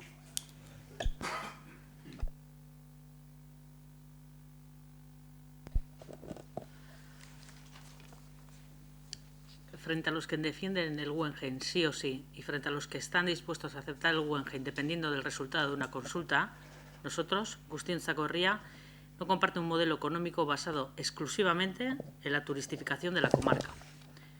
Este tipo de modelos económicos solo turísticos están demostrando por la experiencia en otros territorios que produce temporalidad laboral, precariedad salarial e imposibilidad de acceso a la vivienda, principalmente a los jóvenes.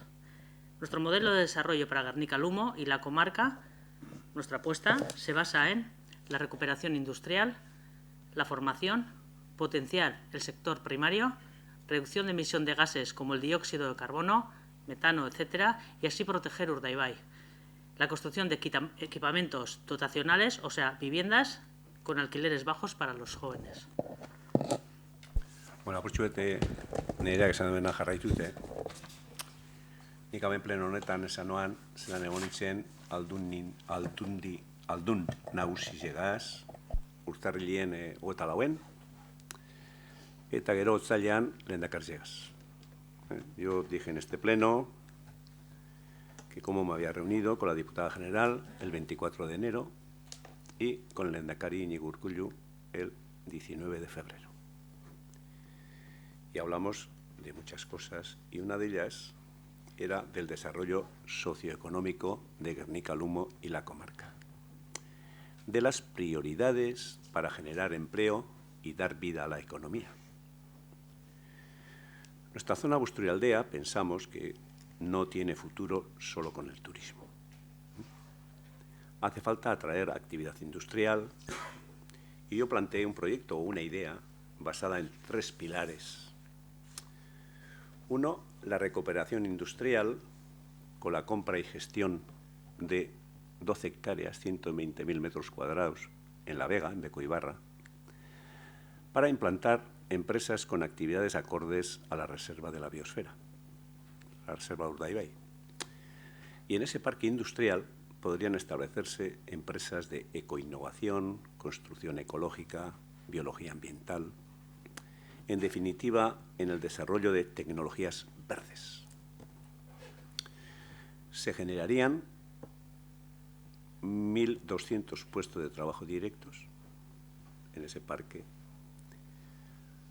otros mínimo de 600 inducidos, o sea, 1.800 puestos de trabajo que enriquecerían toda la comarca, desde Bermeo hasta Guernica y el resto de Busturialde.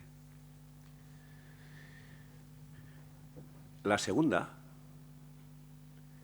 era la implantación de un centro de formación profesional de grado superior donde se impartieran, entre otros, disciplinas, titulaciones ligadas al medio ambiente.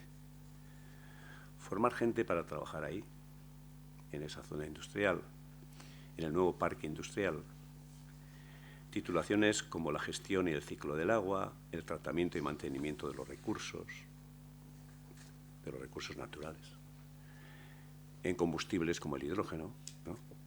Y el tercer pilar era apoyar y potenciar al sector primario.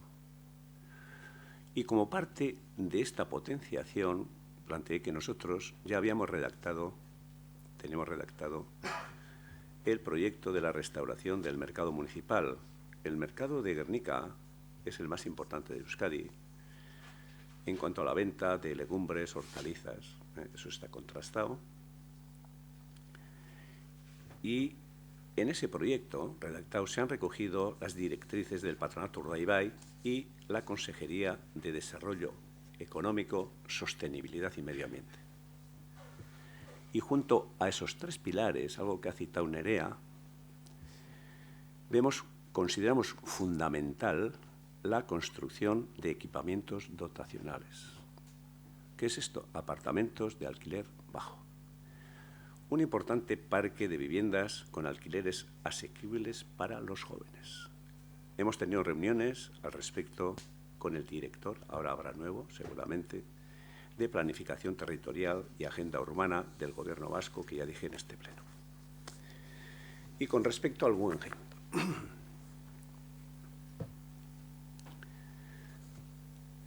Con respecto al Guggenheim, nosotros pensamos que falta información y falta trabajo comunitario y faltan también estudios de impacto ambiental y impacto social. Y falta despejar lo que digan los tribunales, porque ahora se ha dicho que alguna asociación ha metido este tema a los tribunales antes de que haya proyecto. No digo por esta asociación, sino... O sea que falta información, falta trabajo comunitario, faltan estudios de impacto medioambiental o ambiental y impacto social y despejar lo que digan los tribunales. Hasta que no estén despejadas estas incógnitas, cualquier toma de decisión consideramos que es prematura. Entonces nuestro voto no puede ser a favor de esa moción. No hay discusión, no hay. No. Tú has tenido la moción, has expresado la moción. ¿Quién iba a hacer de portavoz? Lo ha hecho este señor, lo ha hecho muy bien.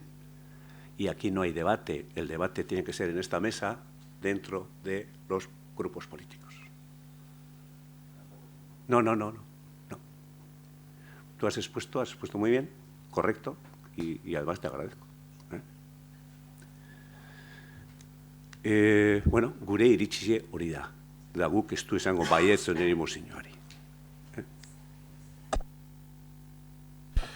Bueno, azteko eskarrik asko zuen aurkezpenagaitik, gauze batuten ez ados egon arren, ondo dau zue planteo zuena, eta uste dut importanti dela entzuti bai, ze gizartien dauen ardure bat da. Nik azteko komenteko gureko naben lehendakariziek urtarrilen zeuke aipatu duzu moduen lehendakariziek urtarrilen plazaratu ban eta plan interinstituzional bat, plan integral bat adostuko da gure eskualderako. Integrala, arlo asko hartuten da bezena. Hori, hor barruen Eusko Jaurlaritza egongo da eta aldundiz ere bai. Eta biherrien dabiz plan hori gauzututen edo proiektua prestetan joateko plan horrek ikutuko da bezena arlo asko ikutuko deuz. Hartuko ekimen ekonomikoa, ze hemen eskualde honetan gauze asko bidiez. Gauze asko. Bakarrik turismotik ezin gara bizi. Eta ganera turismoak erakutsi dugu, bai, turismoak oreka bat espadeon mantentuten, arrisku batzuteko zela, eta danok izin bigara horren konstientiek, eta herritarrak ardure batzutekiez guk bat egin dugu zena eurekaz. Baina turismoa bada aberastasun ekonomikoa sortzen daben iturri bet. Baina kontu handiz eukibida eta gerotak izau gauz ikusten. Oreka bat tope bida hor. Arloak ikutuko dizenak izango dio bai industriala. Eskualde honek, bai, bideu bultzada industrial bat. Bideu bultzada bat azpiegituratakoa.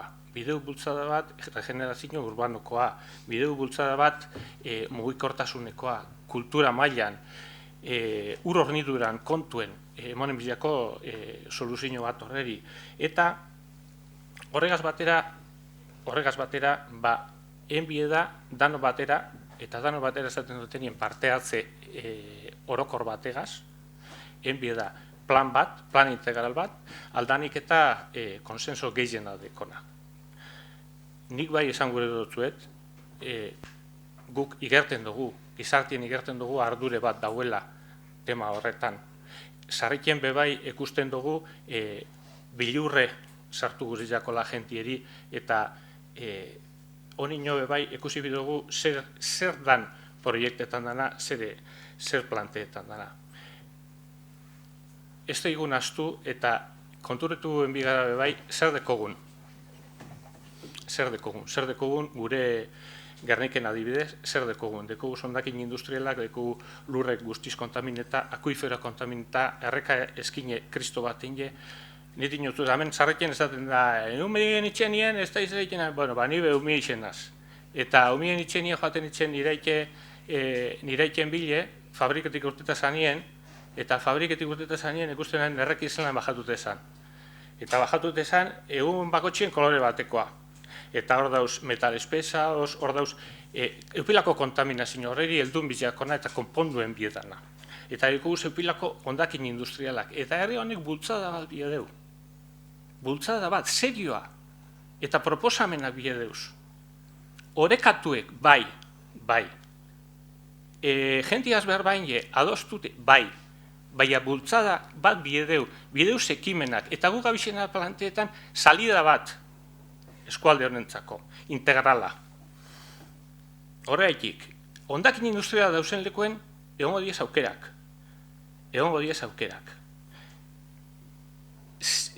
Honi niztugu ikusi proiektua, esan duzko esan geuzek aitik, eupilako kanbizioa dator.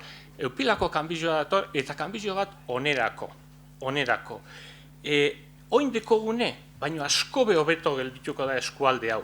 Alan dabe, nik bai onartuten dutzuet, jentiek ardurie dekola. Danok ardurie dekogu, ze ikusten dugu beste leku batzuten, arazoak sortzen diezela. Mugikortasun arazoak, turismo masiboa kontrole ben bieda, eta nik uste dut horretarako oso instrumento edo baliabide ona izango dela, plan integral hau, eta nik gonbidatu egiten dut parte hartuten, zue bebai hau garratuten danien gauzetuteko.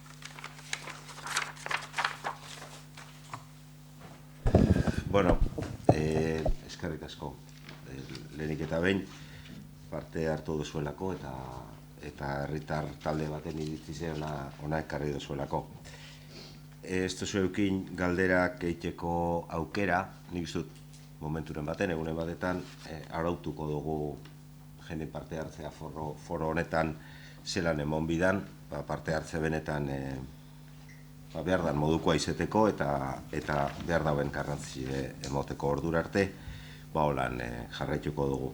Baina, bueno, suerte eukidot, denbora eman duzu ezuek zuen hitzartzekaz eta lortu dotez galderak neukitie. Orduan neuk ingo dotez euren partez, eurek egin gure izan da bezan galderak.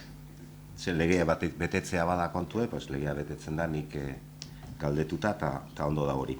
Eta gero emango dut neure eritzize.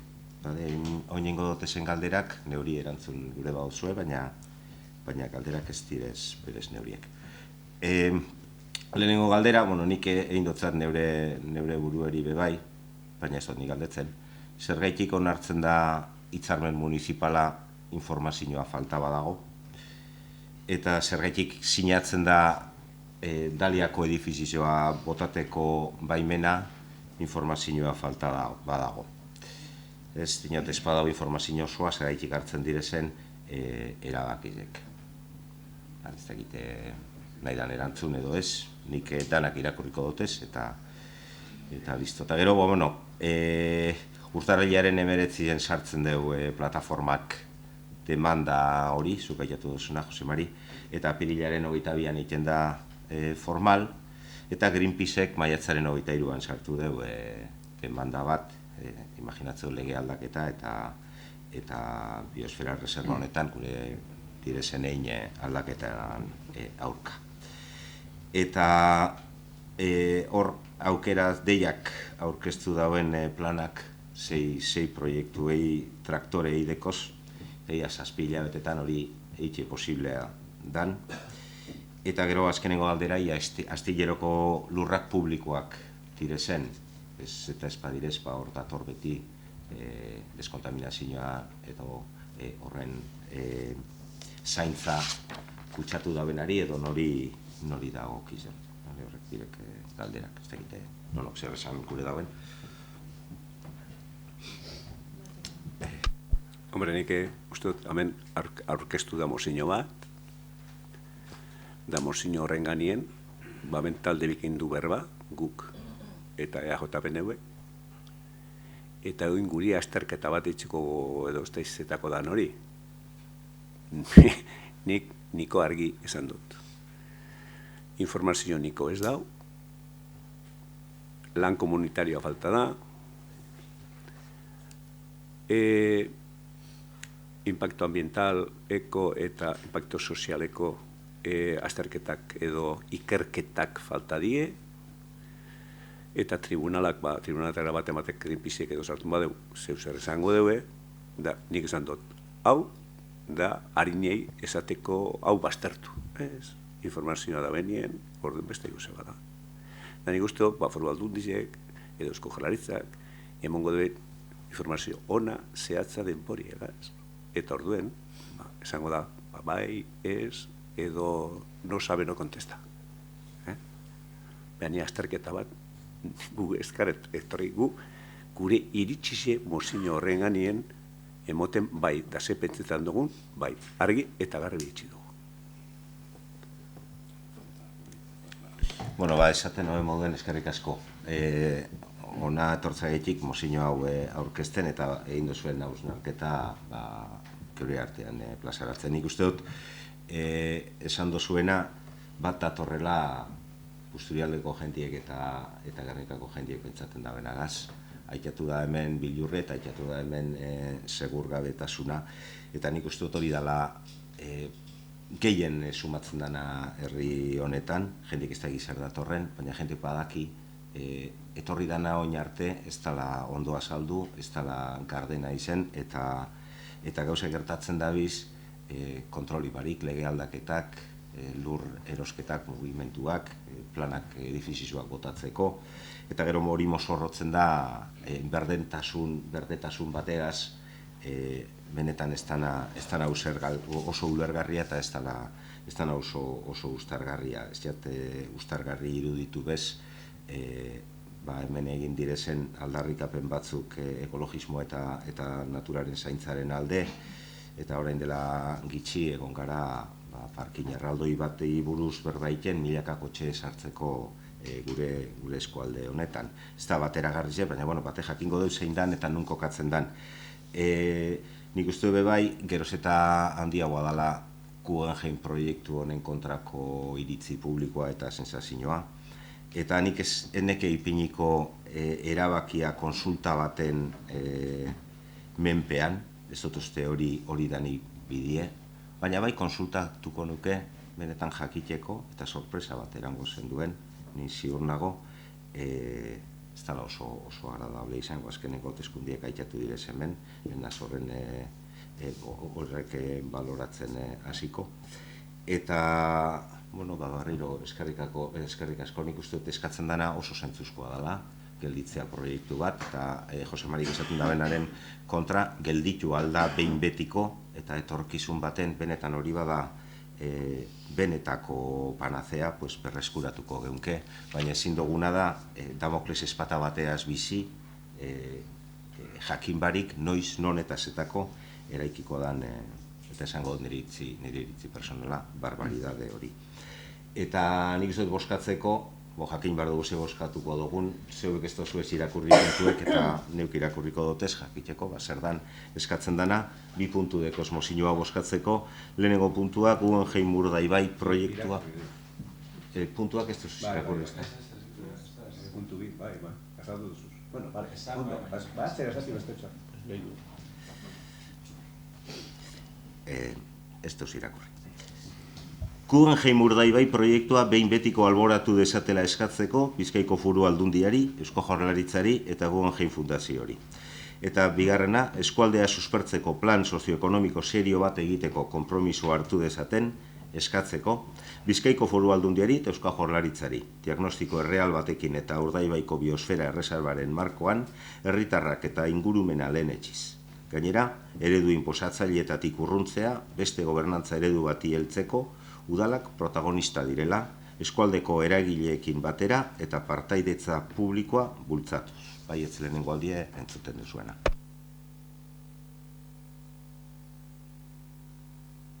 Besterik ez badago, boskatzen dugu, aldeko botoak, esesko botoak, zer? Bai, imaginatu dut. Esesko botoak, ez da aurrera ataratzen.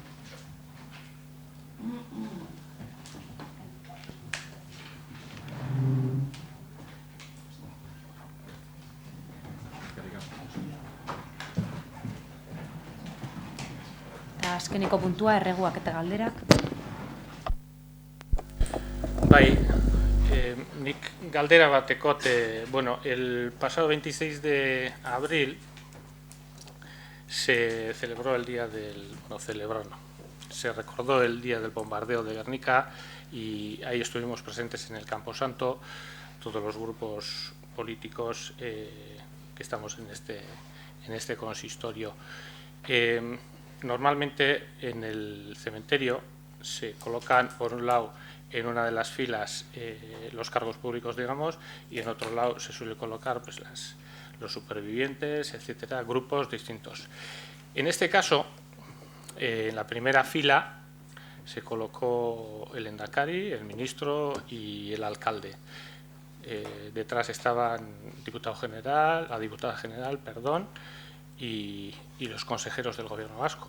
Luego estaban los representantes de Guztion-Txako Herria, los representantes municipales, los concejales de Guztion-Txako Herria, y detrás de ellos los concejales de EH Bildu, pero no los del PNV.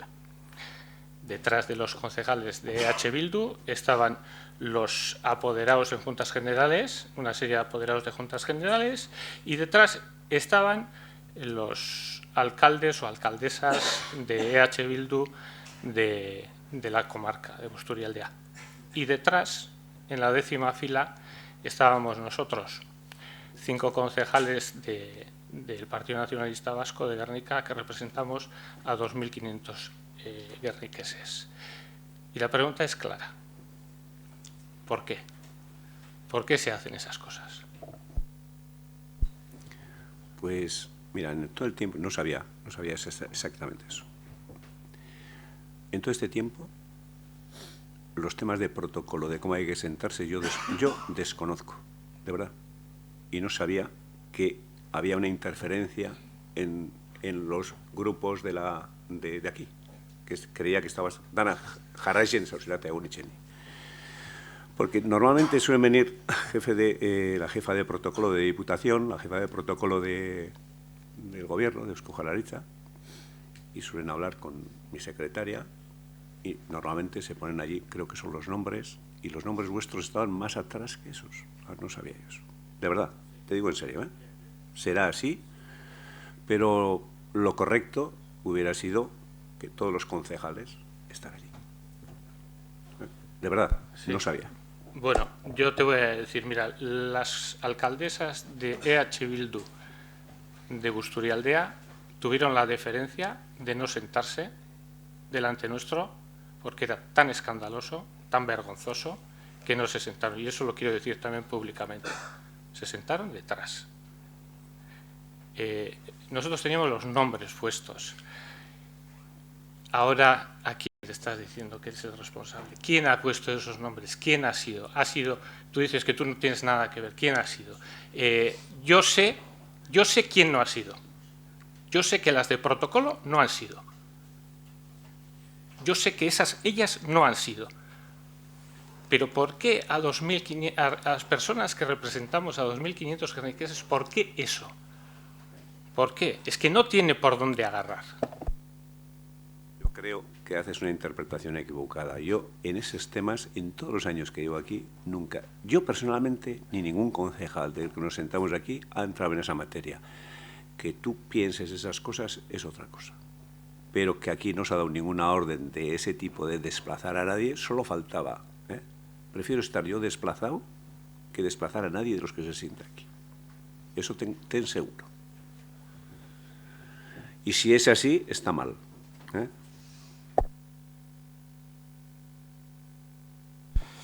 Bueno, ni oin dela 8 hilabete galdetu neban apoari buruz. Ia non dauen apoa apoa igual raro itzen da, Plan General Ordenación Urbana, PGO. Orduen, horri buruz galdetu neban, ia ze paseten dan, ze gaitxik ez dakigun ezer horri buruz. Hemen entzun dute hainen bidila dotacionales, viviendas da horreko zeko oso ondo dauz, bea, klaro. Gukoin momentu endeko apo bat 2000 garren urtekoa. Desfasata, atzeratute, oso desfasata da.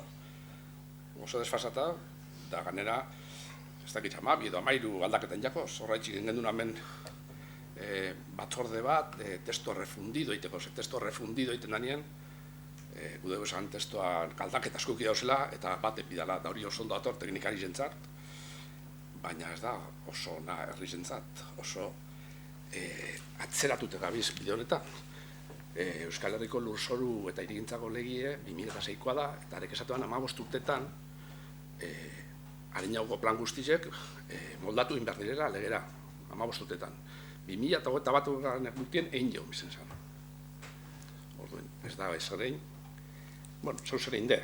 Zeus erein de, 2016 urtien kontratazioan pareja bat, nik ez daitxe enpresari geldi badagoen, ordain du gehiakon, ze gaitxikitzak ez duen egiten ez erri jau, ze gaiti dago gelditute. Hori segudu jakin, ze 2019 dagoen de avance esaten dana. Avance. Ni badakitxe apo bate aprobatzi oso luzera joaten dara, ez da larreza. Baina, klaro, avance bat dagoen de 2019 hortik honino idatzi bari dago. Bana, idatzi barik. Idatzin bide. Aprobación inicial, aprobación provisional, aprobación definitiva. Osa, beste, ez da gizem bat urte. Orduen, niko insoltzi joete, esan hauen, eskuteta dauela, berba motza, zestasun, da esan notzun, bai gize da, ez dote berba egokize esan, eskuteta ez da, beha gelditute bai. Gelditute bai, ze 2019 ez da inezar. Orduen, nik dut jakin, segaitik ez dan, ataratzen, ze plan bat eukitxie, gernikek, da, derrigorskoa beha plan, geurkoratuta dagoen plan bat, geurko egoera kontuten hartzen dozena. 2000-tik eta 2004 urte pase dire, eta plan hori, niri izaztasun, bai, kontutan eukiko du, eta batzorde bat egingo dugu, ez da nitxau dena batzordea. Irigintzako batzorde bi eukidotez sortziloetetan, bi. Da bat izen zan testo refundido egiteko aproba. Da besti izen zan ez dakit diputazioko plan bateri emoteko onarpena. Ez dut ulertzen Gernikako herri batek zelan ez dagoen batzorde hirigintza eta obrako batzordeak egiten, segaitik ez diren egiten, eta noiz egingo diren.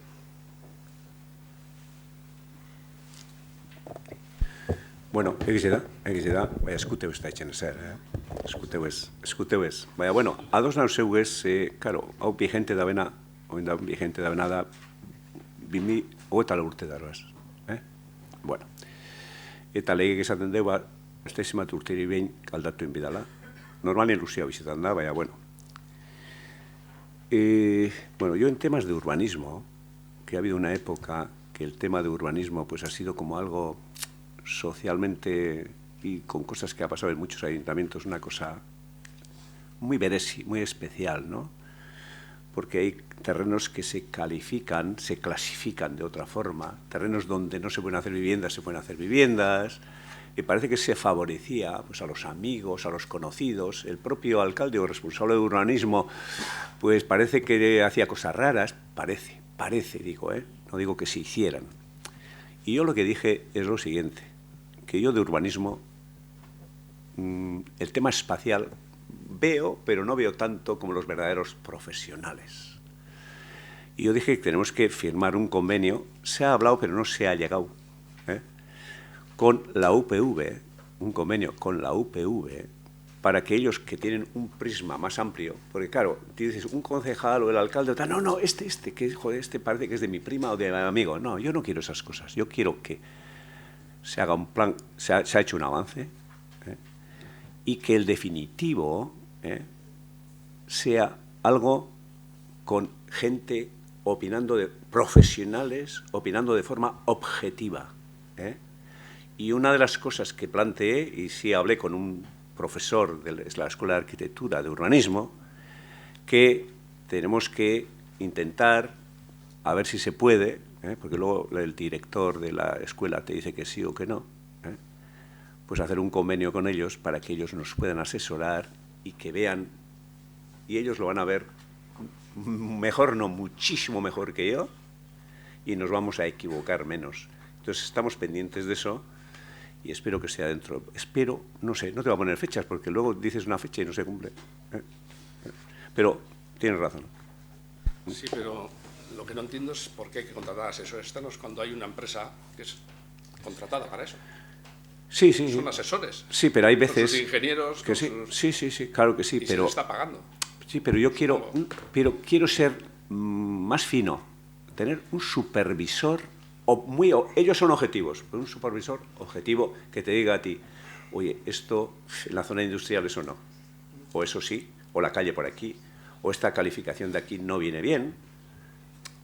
Cosas que yo de urbanismo no sé, porque nunca me he preocupado y lo que quiero es hacer las cosas de forma objetiva. Ya, lo que pasa es que yo en su día te dije, hacer un batzorde bateiti danok danok. Zetanok emon biguru irizpine.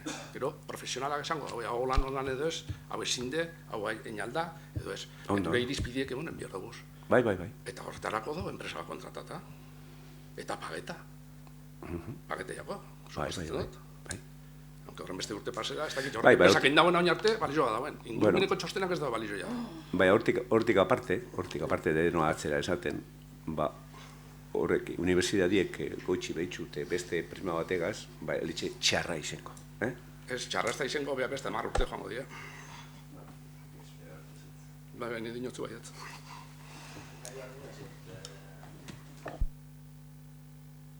Irigintza, da beste gai bat honekia, konpatzen mago zen, gure bat. Irigintza gaitik ez urtetiarren, eta gero saltoka zibiltziarren. Oin hile batzu ja ekarri genuen pleno izkaera bada erregu bada, ze alkatetzan eskumena da. Eta Gernike tentsio gune deklaratzeko eskaeri eitzeko, oindala hile batzuk goratzen masari ekarren aben erregu hori, eta komenten aben zelan barruti bat zan Eusko Jaurlaritzan txostenan arabera tentsio gune izeteko deklaretako baldintza betetzen. Basana, baina gizesala, beste herri askotan, txosten horrez gain, beste txosten esterno bat kontratuta, beste barruti batzuk be, izendatu izen direla hortik aparte. Baina, bueno, kasu honetan, txosten esterno hori be, nahiz eta, izen lehiri berazgarrezie, eskatzie, txosten azkenengo eusko jarlaritzen beran txostenien, ja Gernikeko barruti bizek danak deklare dire tentsio gune izateko, potentzial izateko moduen. Orduen, hori ez dakite erregu edo eskaerie, berriro hori aztertu eta eskaere hori itxeko eskaerie dalako tramite administratibo bat, ez da eskatzen sapoan aktualizazio horik, ez ezer, behintzet, behin deklarazio hori emonda, hor dauzen legetresnak erabili alizeteko.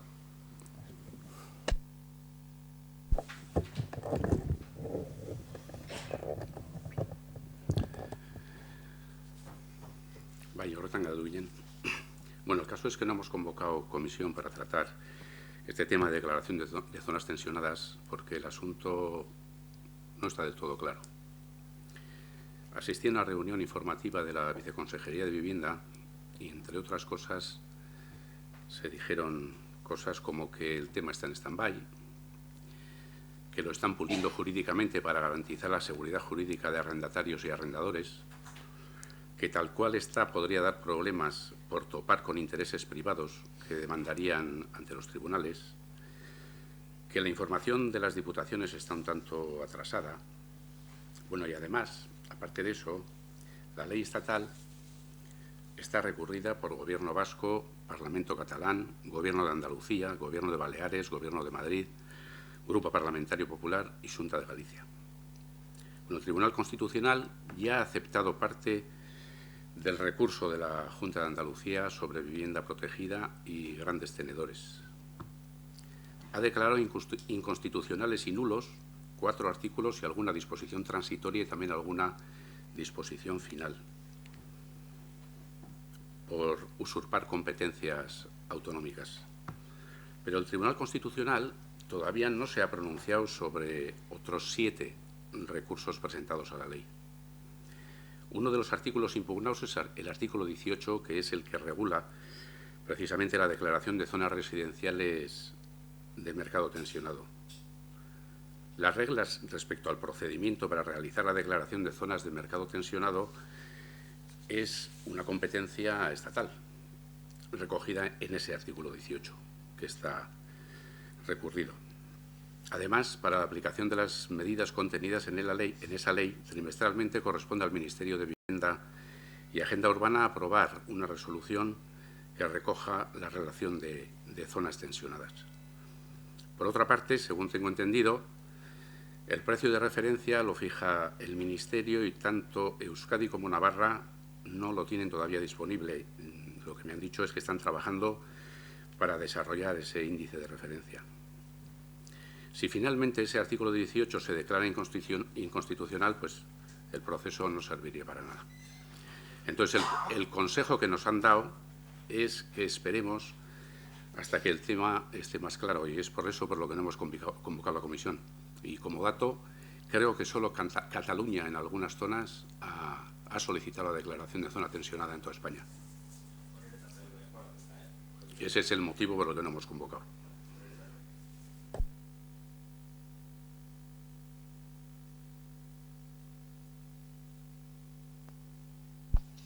Arratsaldeon, bueno, ni jarraitzeko con el día de la marmota.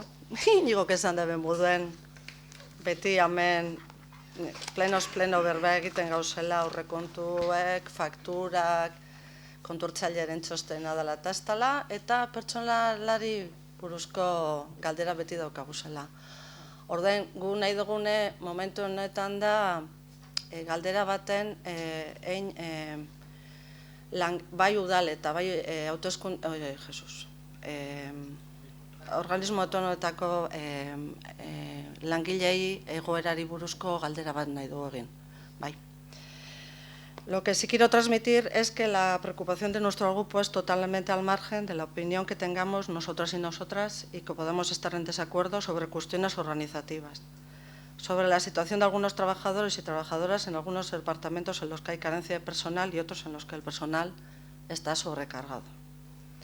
La pregunta es al margen de todo esto, aunque obviamente también influye y no es la razón de hacerlo. Que dejando al margen todas estas cuestiones organizativas y de falta de personal, nuestra pregunta va más por el punto de vista de la salud laboral de los y las trabajadores y trabajadoras de este ayuntamiento. En los últimos meses, sobre todo desde que arrancó a funcionar el actual equipo de gobierno y sobre todo desde principios de este año hasta hoy, se está viendo una situación muy convulsa a nivel de personal, desde el punto de vista de la salud de los y las trabajadores y trabajadoras y el estado de ánimo y situación en la que se encuentran en general la plantilla. Nos gustaría que nos aclaréis por qué en el periodo de estos meses se está viendo una fuga y un goteo incesante de trabajadores y trabajadoras que ocupan puestos de mucha relevancia, porque esto tiene mucho arrastre a nivel de organización, con muchas personas a su cargo y controlando muchos ámbitos de actuación. ¿Por qué se está yendo esta gente? Y en otros casos, el porqué de tantas bajas de larga duración en puestos clave y en otros puestos también. Y que al margen del impacto que tiene esto en la organización municipal y en el funcionamiento del día a día, que esto nos daría también para hablar en otro momento, pero bueno, creemos que no es el momento. ¿Y qué está pasando para que esto esté sucediendo? ¿Para que la gente se esté yendo y para que haya tanta baja? Y también nos preocupa que la situación que ahora mismo existe en el ayuntamiento es de muchísima tensión entre los trabajadores y las trabajadoras. Gureko gauke jakin zergaitzik gertatzen ari da hau.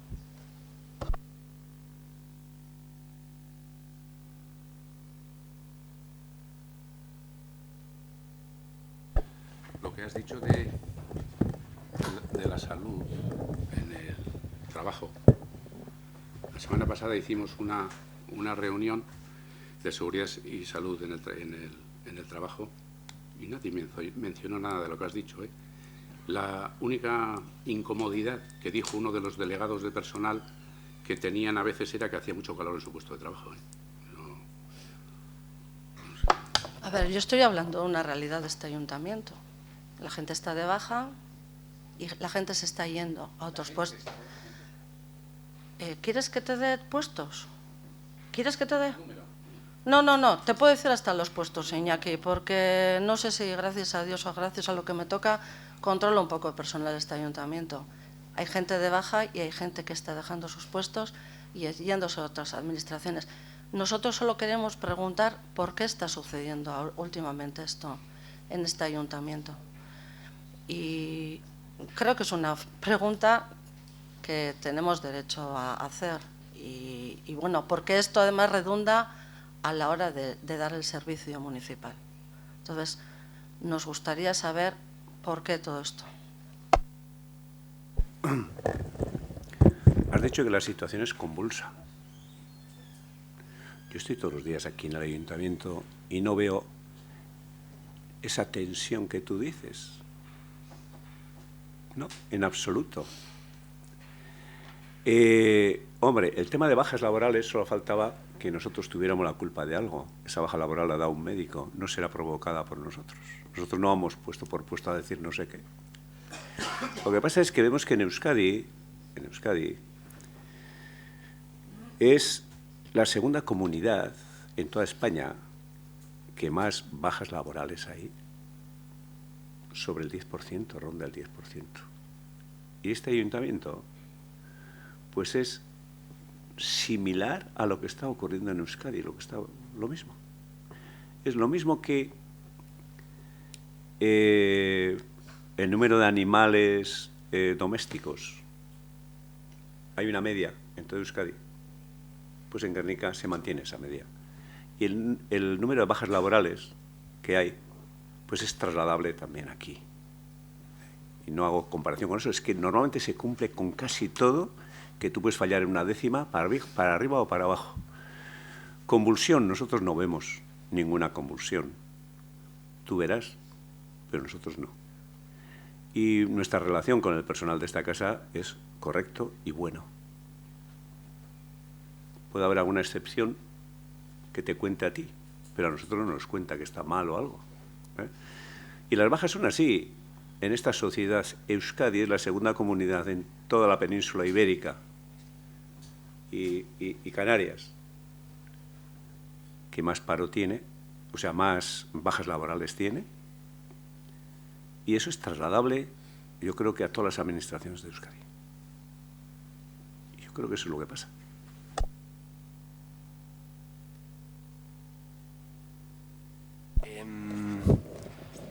Laburre da, Ez, gaur barriro, Donteioko bizilagunok portalien betope dugu zelako papelak beste 10, 12, bueno, ez goratzen zehatzen datakine, gabeko lan horren konture, eta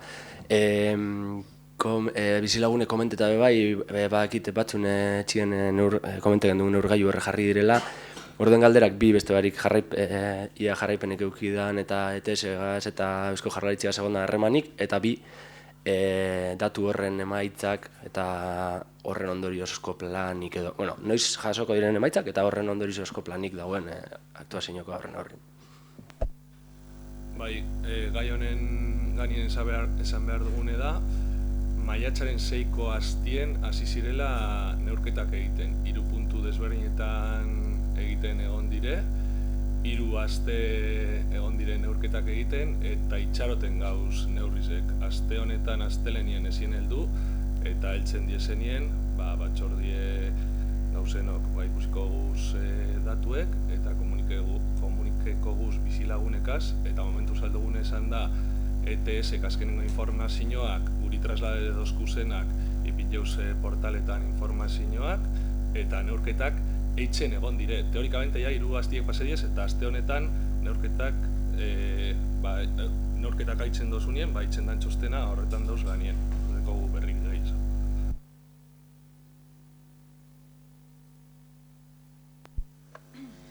Bueno, jakingo dozu ziortza, eta bestepe bai, itzinez herriko 12 familiek eskaera edo keja bat sartu nabela udaletzien udalekuek direla eta badakigu udalak ez dekola horren eskumena, baina, bueno, eurek bai eskatzen dabe alde batetik 3 ordu terdiko jornada horik itzienez 4 ordutara luzatzea, kaineko hastietan bai eskaintza zabaltzea, eskaintza rapidkorra dela eta hor aldaketa bat eta pedagogikoki gauza berriak sartzea, eta gero bai presio progresiboak izatea edo gitzienez laguntza batzuk egotea. Horren inguruen bideratu dozue, edo zeugaz batzar bat beha izkatu zen, bideratu da hori. Bai, a ber, hemen dekot bat, eta holakoak iguala testu bardinagaz heldu du, suposatzen do lagune dizela testu bardina deki danak.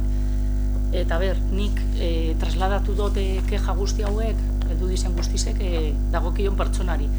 Udalak ez deuz antolatzen udalekoak, esan dozu moduen, enpresa pribatua da, udalak ez deuz subentzionetan horreri udaleku horrek egitarren, eta bueno, ni trasladatu txaberari familia honen kejak, jakiteko ja, bai, ordutegi aldetik, eta euren ekaineko azkenengo aztie nahi da biela umieken ez dakidelako noregaz itzi, lanera doazen bitartien, eta gero diru laguntzan asunto sartzen daka, udalak diru laguntza moduen ez deko aukerarik errentatara sartzeko diru laguntzak izango ziren, depende de familia bakoitza zegoera dekon, familia numerosa, edo ez dakit, diru laguntza jasotzen egoti ez dalako heltzen minimotara, eta hori adibidez, zerbitzu sozialak enkarreko ziren horregaz.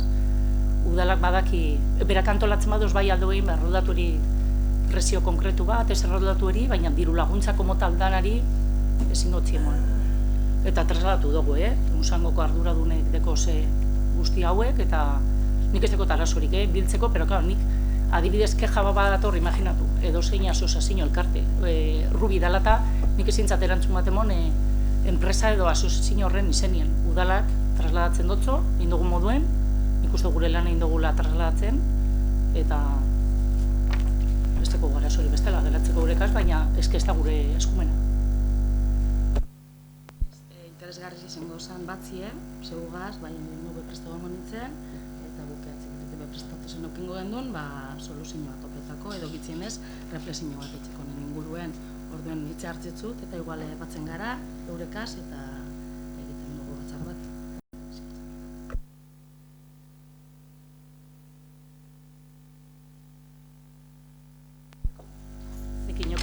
beste zer esateko, dano jakin dizuen, azterketa garaian gauz, azterketak eitzen dauz gure gazteak, eta posaketak da bizenak eitzen eta Gernika Lumoko liburutegize ekainaren batetik uztailaren 7 zabalduko da asteburuetan. Zapatuetan egongo da zabali, goizeko 10:00-tatik arratsaldeko 8:00-raino, eta Domeketan berriz, goizeko 10:00-tatik eguerdiko 2:00-tara. Jakin dizuen egongo dela luzapen hori asteburuetan.